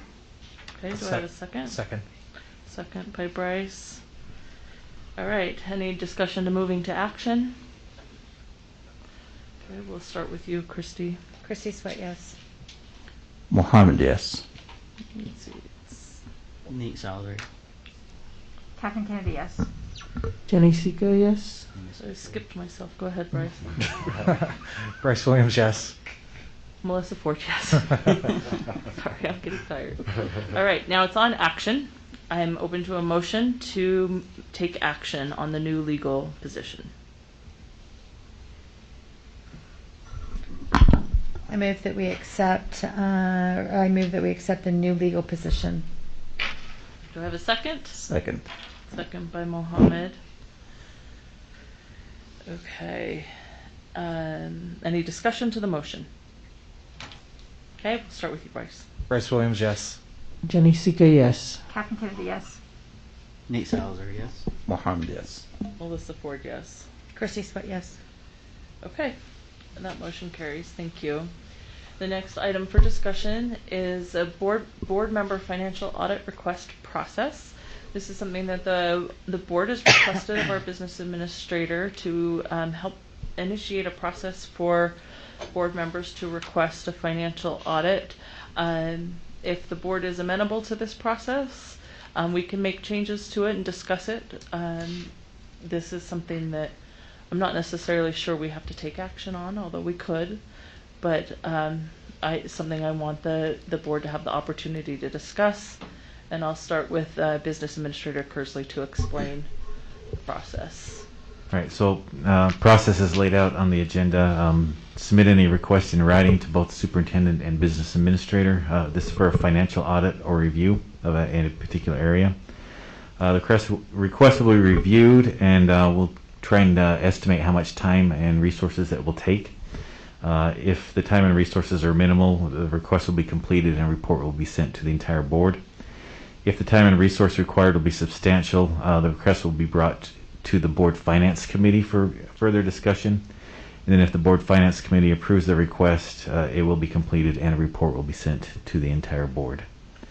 And I just do want to note, if there's ever any issues that board members have, like with me, you always have the option of the State Auditor's Office. The State Board of Education has an internal audit, and we have our external auditors as well.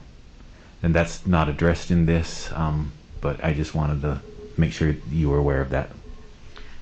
Thank you, Leslie? Alan, for your honesty and transparency. Christy? May I ask a question? Why is this before us tonight? Was there a change? It had been or- asked a while back by Board Member Kennedy.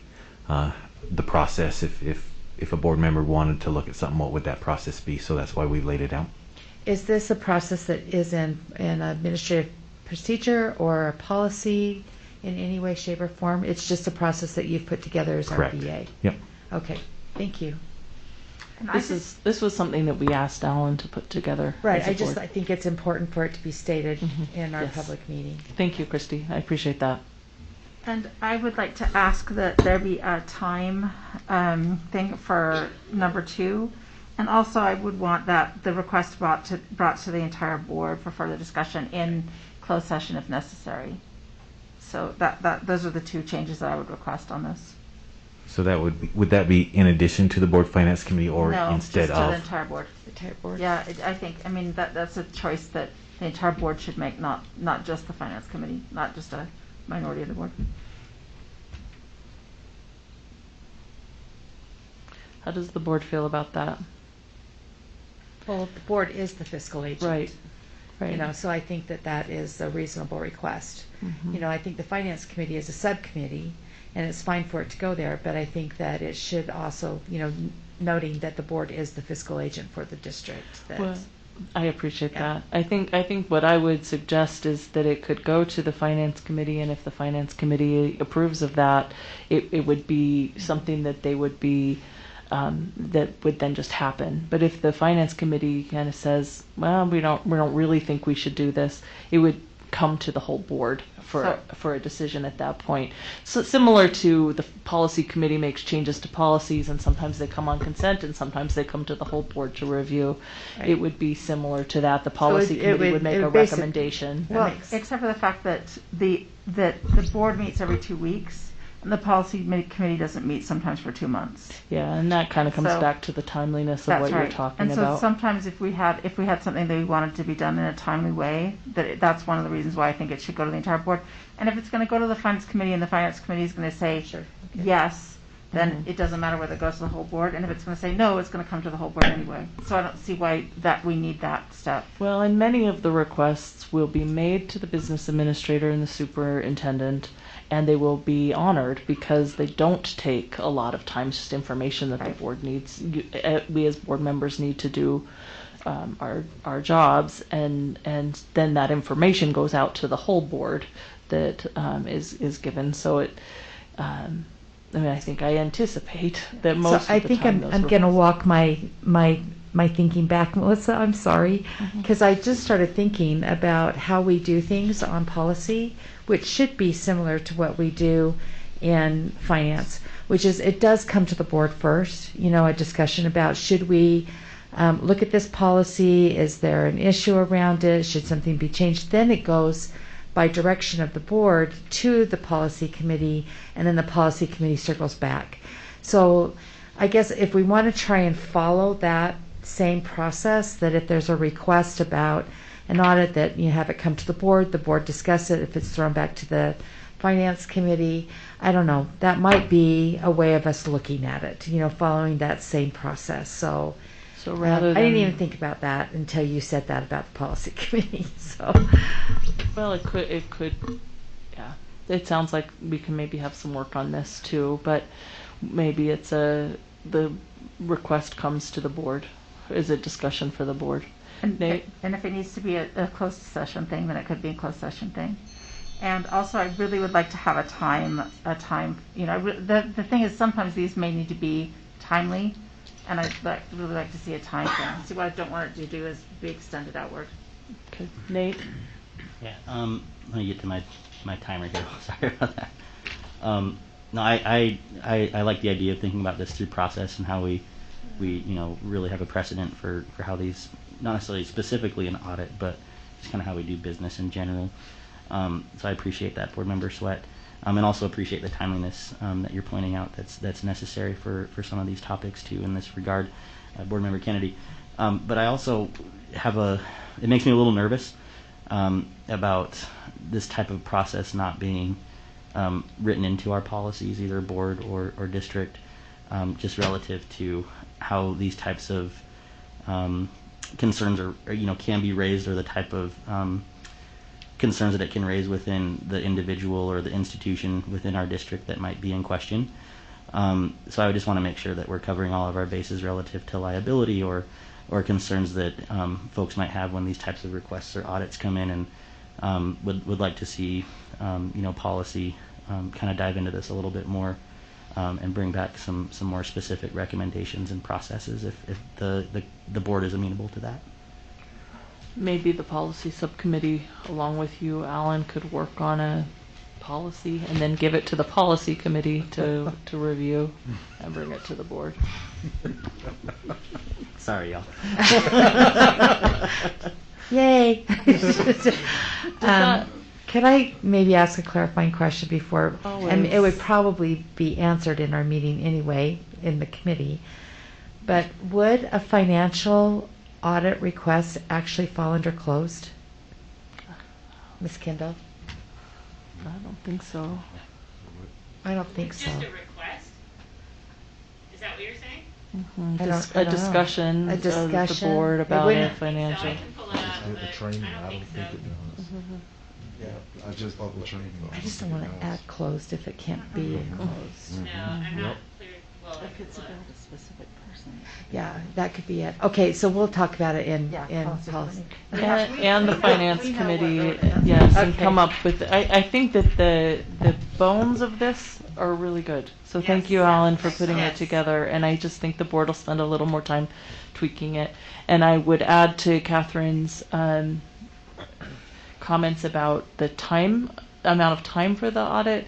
It would be interesting for me to know, what you think the threshold would be for what would be substantial time and resources. So we kind of have I don't think we need to put a dollar amount on it, but I would kind of love to know what you're thinking Some of through that- this process. I yeah. don't know that you need to answer Just some of that that now. might be depend on the time of the year too, because if it's Mhm. year-end closing, we're busy with that. But if it's at another time, we might have Right.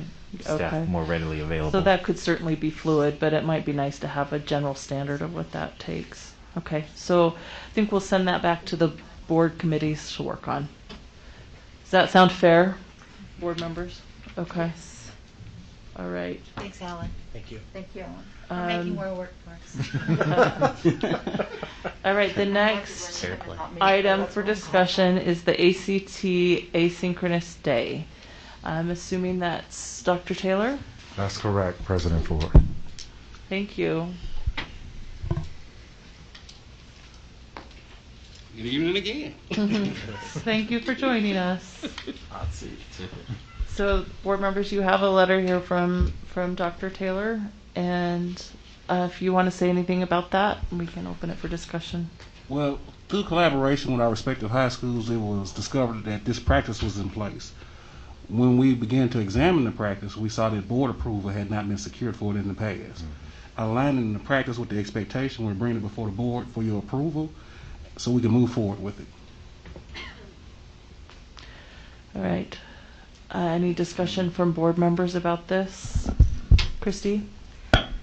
Thank you, Dr. Taylor. I appreciate this. Because I haven't had kids in school, for a while. I'm just glad that Catherine kind of walked me through what had been happening. But so I just want to make sure I'm understanding what you're asking. So right now on our calendar, we have a non-student day on March 4th. And so you're asking for March 8th now to be added to the calendar as an asynchronous day? Yes, ma'am. Now, if we can look at the examination of that and if we can align it up, then I would have no problem with doing it. Based on the need of having the entire high school staff assist with the ACT process, they need that day. So it would Right. just be for the freshmen, sophomores, and seniors, That's right? correct. Juniors would be in school. But Right. And at West, the 7th and 8th 7th and graders. 8th graders at West, Right. okay. But my understand, like you said that they usually don't come to school. No, they're just the juniors come. Just the juniors come. Yes, ma'am. They take the And class. so, if we have a non-student day already, Superintendent, on March 4th, instead of adding an asynchronous day into the 8th, maybe we could look at the non-student day instead of doing it on the 8th, because then that means that we'd have to do an adjustment to our calendar again. Right. Alan would have to explain, or Logan, those non-student days, but they can't be utilized in that way from my understanding. Because one of the reasons is, it may not be the only reason, is that most of the teachers administrate that test. So the non-student day, the asynchronous day, the teachers are doing something different. Correct. So the teachers are there. That's one of the reasons why the other kids don't come. But now what we're saying is we want no kids to come. Well, the juniors will come on the 8th. The juniors would come to take the test, but everybody else would be thrown into another asynchronous day. And what we're saying is this practice is one that our principals had been making the decision to do previously. When we caught that, we said we can't do that without the board giving us the authority to do that. That's why we have brought this forward to the board. But it is a past practice. So the past practice then is to have kids not in school. Yeah. That's not on the calendar. Except for juniors. And it depends on the school, and it depends on the year. I know a year that my kids were at East, they did alternative things like a school-wide service project, or they did a field trip to Antelope Island and took everybody but the juniors on a field trip, trying to fill that time. But also, they've also just basically said to them, you have a day off too. That's happened as well. So there have been different things that they've tried because they've needed to have the building quiet. They've needed to have teachers supporting the testing. And so they've been pretty much doing this. I mean, as long as the ACT has been a standard, every junior takes it, which I'm not sure how long we've been doing that, but it's been several years where every junior takes it. Well, my 26-year-old, when he was in 7th grade, and my oldest child told me about this, and I was like, no, and so and since then they've done a better job of calling out. But that's the one thing I would add to this, is that the schools need to do a good job of calling out, so parents like me don't grill their poor 7th graders to death about whether they're actually should be. Yeah. Well, that's why we're bringing the request forward.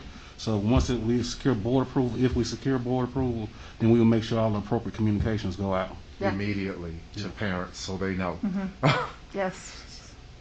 But it has been going on, and that would have been in 2006-ish. When the first time so it's probably been going on. And the ACT wasn't given then, it was a different test, but it was still the junior achievement tests. So,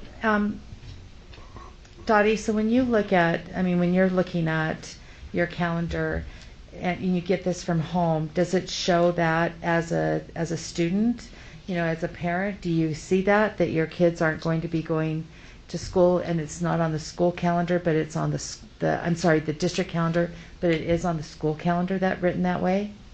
In my experience, my parents usually just check the school calendar because it has a lot more information on it, specifically pertaining to West High School, like the sports games, everything. So I think my parents would view that as more accurate.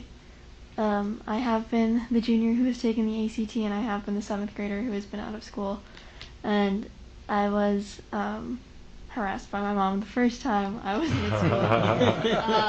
So yes, I feel bad for your son. But when I took the ACT my junior year, there was no harassment on part of my mother. So yeah. The West calendar does have an ACT day on it. I think there's on that date it just says ACT. Yeah, ACT. And then people just sort of know. And the reason why we're asking except for new parents. For the asynchronous day is we want to put some structure to the educational experience for students, because it is still a school day on our calendar because some students are still in the building. We want to now make it a structured school day for all of the students, whether they're testing or they're at home, they're still learning. They're not going to like that. Dottie, go ahead. Yeah, I just pulled up the calendar. It says Tuesday, March 8th, ACT test date for juniors only, all other students at home learning. Oh, good. So there's an expectation, but, Good. So that's what you're telling us, Dr. Taylor and Dr. Gadsden, is that this is the practice, but it Right. has never been board approved before now. Yes, ma'am. And we're trying to align that to make sure that we do things the correct way. Correct. It could have been approved back in 2000 or something. Yeah, maybe it was. Nate, did you have something? I was just going to echo what you just said, President Ford, that this is the practice and more or less doesn't need to be tweaked other than adding that structure and then that communication piece for parents and students, so there's an expectation relative to what they're doing on those days that juniors are testing. So I would support moving this forward to action and make sure that we have that communication for our families and students. So make that communication part of the motion? Yeah. Okay. We also, it's on discussion. We don't necessarily have to take action on it right now, but we certainly can. So I'm open, if we're done discussing, unless somebody else has something they want to say, to taking a motion on this. I move that we move ACT and asynchronous day to action agenda. Second. Okay. So motion by Mohammed, seconded by Catherine. Any discussion to moving it to action? All right. We'll start with you, Catherine. Catherine Kennedy, yes. Nate Salazar, yes. Mohammed, yes. Melissa Ford, yes. Christy Split, yes. Jenny Seeker, yes. Bryce Williams, yes. Oh, I'm sorry. You're good. Now it's on. Now it's on action. Let's go ahead and take action. I'm open to a motion. I move that we accept the ACT asynchronous day with communication and the expectation that we'll have asynchronous learning. Thank you, Catherine. Do I have a second? Second. Second by Mohammed. Any discussion to the motion?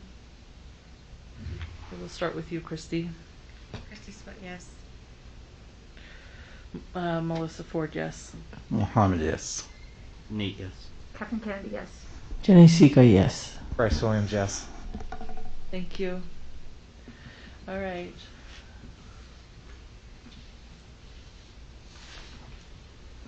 Okay, we've got about 5 more minutes before 9. Do we want to go ahead and move to discussing the proposed letters training options of 2020?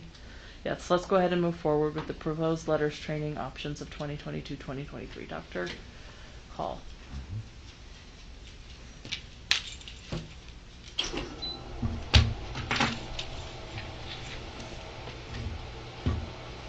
Didn't bring my clicker. You're gonna have to click for me. Hey, look. Oh, you got a clicker. All right, let's see if I can do this right. Thank you so much. I know it's getting very late. I'll be very brief, but we know that this summer we brought our letters proposal to you very close to the start of the school year. So we wanted to make sure that you had plenty of time to consider that and to think about what that would look like for next year. So I'm going to start with just a little recap, thank you, of what we have done this year. So we have our 4 asynchronous days. Today was our second. It went very well. We think that it has really turned the corner. The first one is kind of the theoretical underpinnings, and as we move through the training now, we're really doing what we call a bridge to practice, where we have the opportunity to be looking at student work with teachers and really thinking about how those students are doing. So we have all of our K-3 teachers, and then we have 15 schools that are participating in grades 4 through 6. There are 551 teachers, administrators, and paraprofessionals participating. This is a massive undertaking. It's why Dr. Chelsea Maloof is not with me here tonight. I told her to go home. It's been quite a day. And we have all of our other schools, of course, participating in various professional development throughout the district as well today. So as we look ahead, we wanted to give you a couple of options that you might consider, and then you can discuss them at a later time or let us know what you would like to do. So our first option would be doing pretty much what we did this year, that we would start with our K-3 teachers and our 4-6 teachers with their pre-work at the first of school, so that they would just begin when the new school year started. And then we would choose 4 asynchronous days following a similar calendar as we did this year. So what we need to do is have about 8 to 9 weeks in between each day so that teachers can complete all of the work that's required, and that's the work that they receive a stipend for. So we give them enough time to be able to do that. This would be a much simpler process this year because people will have been logged in. We have figured out all of the materials, different things like that will make it a much smoother start. I'd like to remind the board and our audience watching that the important part about the asynchronous days was the safety of all of our students, as we have not, as we've heard tonight, always been able to cover all of our sub-positions. And so in doing it this way, we're making sure that learning continues. At the same time, we're making sure all of our students are safe. Our second option would be to work with, to work with our teachers so that as soon as they finish the day 4 training this spring, they would then do the pre-module work for module 5 between that day and the end of the school day. So, or end of the school year. So between April and June, they would finish that pre-work. That would allow us to start the first day of letters on the second day of the teacher contract, which would be August 17th. And we would be able to pay them the stipend for completing that work. Then we would just need to schedule 3 days during the year that would be asynchronous. And so that would reduce the number of days, and it would give us a little bit more flexibility in how we were able to arrange that. Our third option would be to consider adding contract days. So one of the things that I have had a hard time wrapping my mind around as I look at our 185-day calendar, and I know that Mrs. Tobler and Harmon are going to listen to me and make sure I say this correctly. But on a 185-day calendar, we have non-student days, but they are actually a part of the teacher contract.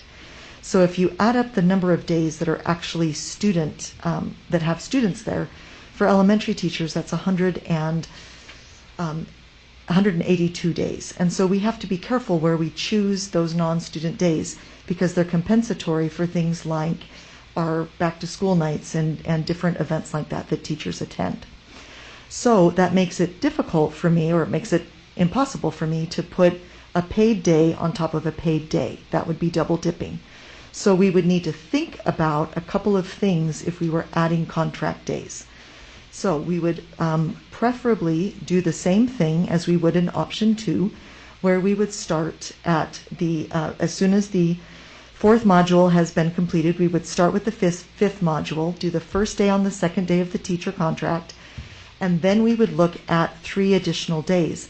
Since I can't use the non-student days that are part of the teacher calendar, I would have to think about using days, or you would have to think about using days like fall recess, a day of winter recess, and a day of spring break.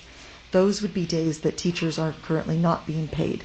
And it would turn it, in effect, into a 188-day contract.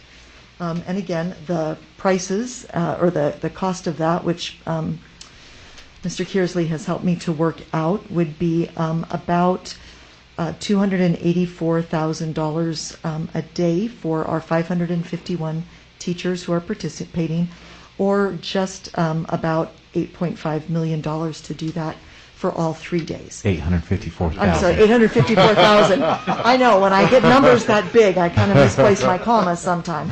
But that would be an option for us. I know, it's one of those things, you just keep thinking it's your checkbook and it's $8.54, right? No. So those would be 3 options. Again, option number 1 with 4 asynchronous days, option number 2 with 3 asynchronous days, option number 3 adding some contract days, and then of course there is an unspoken option number 4, which is to attempt to cover this with substitute teachers. But again, as we discussed over the summer, and as you were very thoughtful in considering, that is a lot of teachers in a fairly narrow band of time, because we have to move from module 1 to 2 to 3, and next year 5 to 6 to 7 to 8.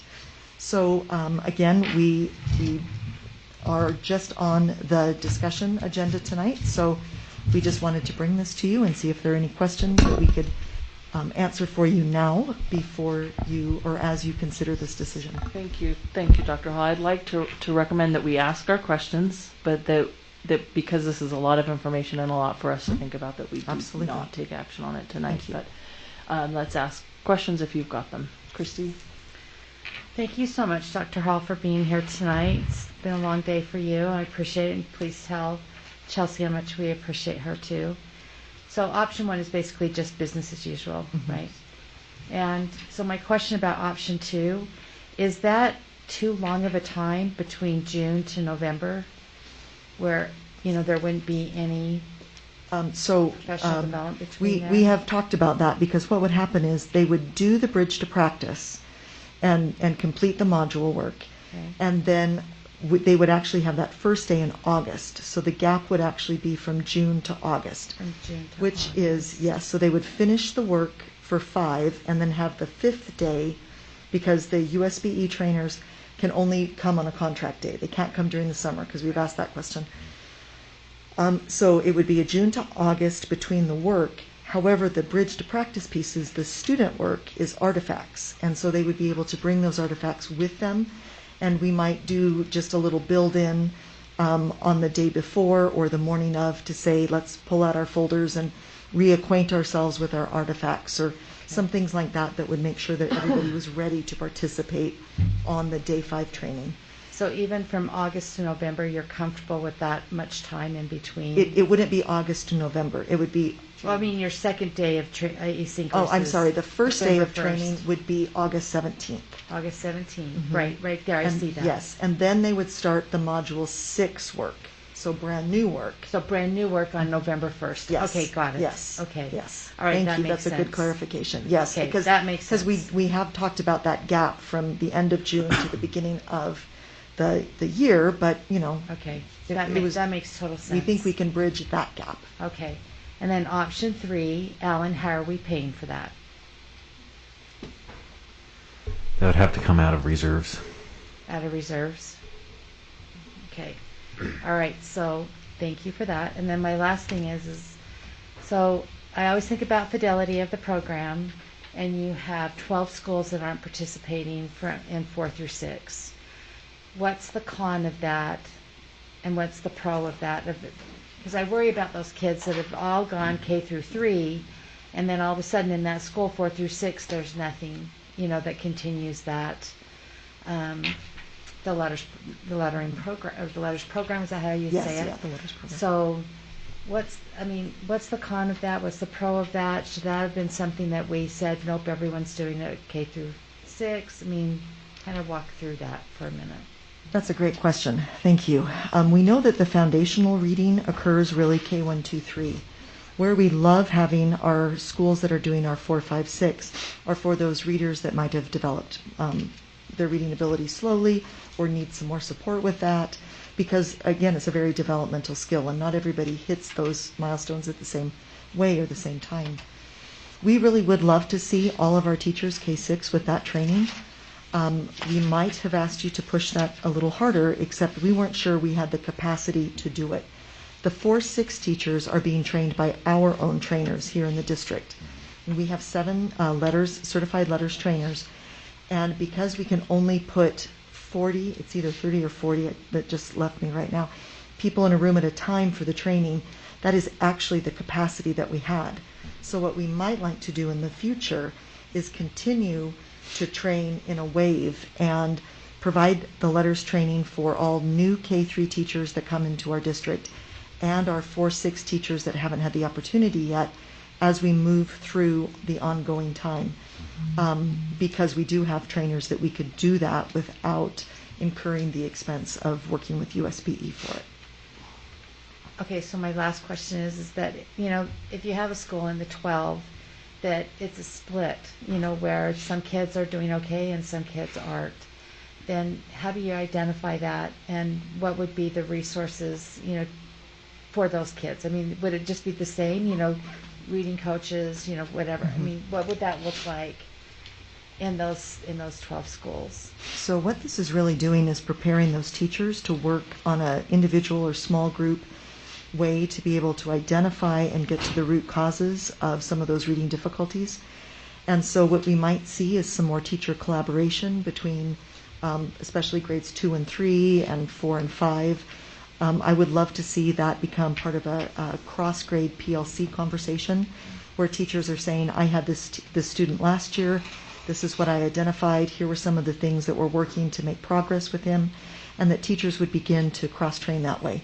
We have a very excellent body of teachers in our elementary, in all of our schools, but our elementary schools are really committed to understanding, or to the understanding, that when you help a child learn to read, you change their trajectory for life. I mean, this is really a difficult thing that we're asking them to do, but it's a critical thing. It really will make a difference in students' lives. And so I could really see them coming together and supporting each other if they were not people who had gone through that in the past. We could also see some teachers wanting to grow with kids and say, I was in 3rd grade and now I want to go to 4th or 5th grade and be able to work on this. So I think we have a lot of conversations that we can have around that.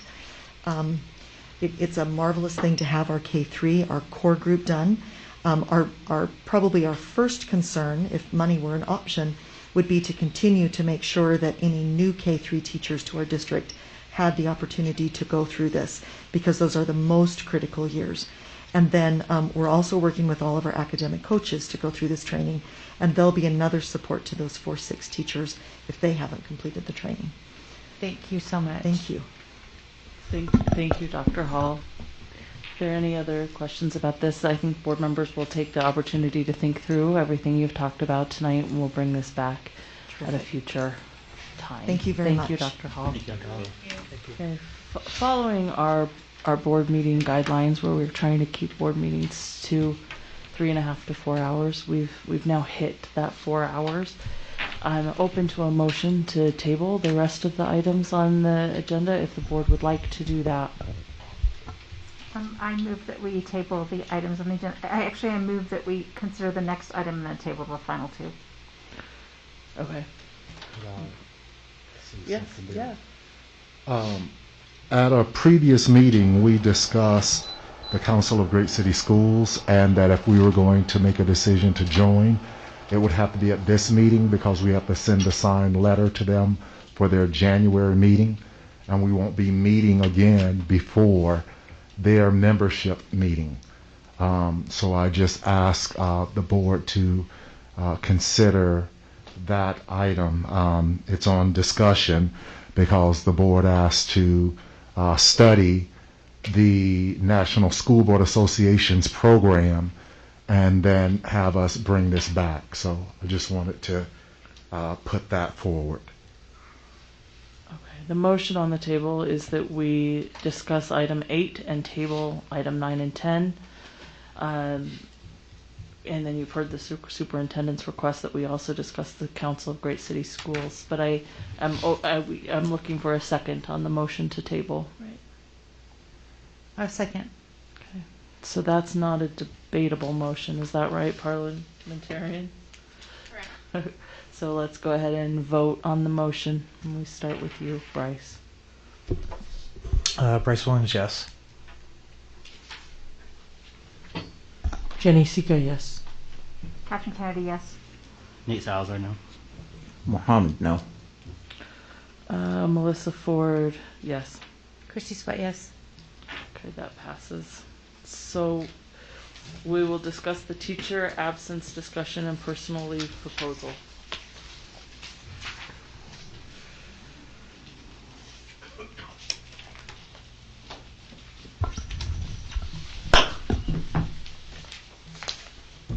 Well, thank you all for this opportunity to speak to this. I believe you all got my letter in the board packet. I want to speak to the fact that other districts around us and in other states have made attempts to resolve the sub shortage with a myriad of different programs aimed at recruiting additional substitute teachers with meager returns, just because there simply aren't people available. Utah's current unemployment rate is around 2%. There just aren't people looking for jobs, especially in that particular area. And so I really want to use this proposal to encourage our employees to be at work more because we've got great teachers, and the more that they're in front of kids, the smarter our kids are going to get. I think it's as simple as that. And so if we can provide an incentive for teachers not to use their personal leave and be in the classroom for more of the school days, our kids will benefit, and it will diminish the need to have additional substitutes. I also want to encourage our employees to save their sick leave. We're in the middle of a pandemic, and I want to make sure that employees have the sick leave built up that they may need in the event of an emergency or have to be out, if they had COVID or had some other serious emergency. Thank you, Logan. Appreciate that. And this is a proposal. It's new to the board. I think it's appropriate for the board to take this and think about it, and we'll bring it back at a future meeting to take action on potentially, unless there are questions from the board, and it's actually open to the board if we want to take action on it. It seems to me that we pay substitutes an equivalent amount and that there's cost involved. I think this is pretty straightforward and clear. I move that we move this to action. Okay, do I have a second to that motion? I'll second the motion. Okay. Motion, any discussion to the motion to move the teacher absence discussion and personal leave proposal to action? Not necessarily a whole lot of discussion other than just thank you for the creativity. I think this is a benefit for our students. I think it's a benefit for our teachers in the long run, depending on how they bank their hours over time. And so I think this is a good thing for us, just knowing the shortages and what we're up against, and of course the health concerns that our teachers are facing, with the pandemic and as they grow into their careers as well. So I appreciate you bringing this forward. You're welcome. So the motion is to move this to action. Go ahead, Christine. I agree with, I want to echo what Board Member Salazar said. I just, can you just tell us, Ellen, how we would be paying for that? So again, these would come from our reserve fund balances. Trying to estimate how much this will cost. Last year there were, was it 64 employees that carried over any of their personal leave. That was it. So it'll be hard to determine how this affects behavior and the ability for people not to use those personal days. So we're looking at 60, probably more than 64 people will have personal days that we pay out at $100, but it will come out of those reserves in the fund balance. And if they were using the days, that we would be paying for a substitute. So with the exception of those 64, we were paying for these substitutes anyway. Yeah. If you go on an assumption that they would use them, it's almost a net cost of zero if you look at the cost of the sub versus this. So we're not paying subs out of the reserves. Correct. Right, so that's the difference. Okay, let's go ahead and vote on moving this to action. And we start with you, Bryce. Bryce Williams, yes. Jenny Sika, yes. Catherine Kennedy, yes. Nate Salazar, yes. Mohammed, yes. Melissa Ford, yes. Christy Sweat, yes. All right, now it's on action. Let's go ahead and take action. I move that we accept the teacher personal day incentive proposal. I'll second. Motion by Catherine and seconded by Christy. Any discussion to the motion? The one thing I'd like to say, I appreciate the thought that goes into trying to alleviate a problem, and I appreciate your comments about cost, and what I want to make sure is that the messaging is that they are their personal days to use, and they should use them if they need to. I don't ever want there to be pressure to not use a personal day because of the incentive to be paid. The messaging still needs to be very clear that the choice is up to the teacher who has those personal days on how they're used. I don't want them to feel pressure. I think that's a great point. If they need them, they should take them, and I want that to be the Yes. message. Yeah. Okay, so with that said, I support the motion, and that's all I have to say to the motion. But if there's any other comment to the motion, then we'll go ahead and vote and start with Catherine. Catherine Kennedy, yes. Nate Salazar, yes. Mohammed, yes. Melissa Ford, yes. Christy Sweat, yes. Bryce Williams, yes. Janisika, yes. We have voted to table the rest of the agenda, so we'll go ahead and call the meeting adjourned. Thank you, board members, for your participation tonight. Thank you for cabinet for being here, and superintendent. Thank you for everything you do. Thank you. Thank Take you. care.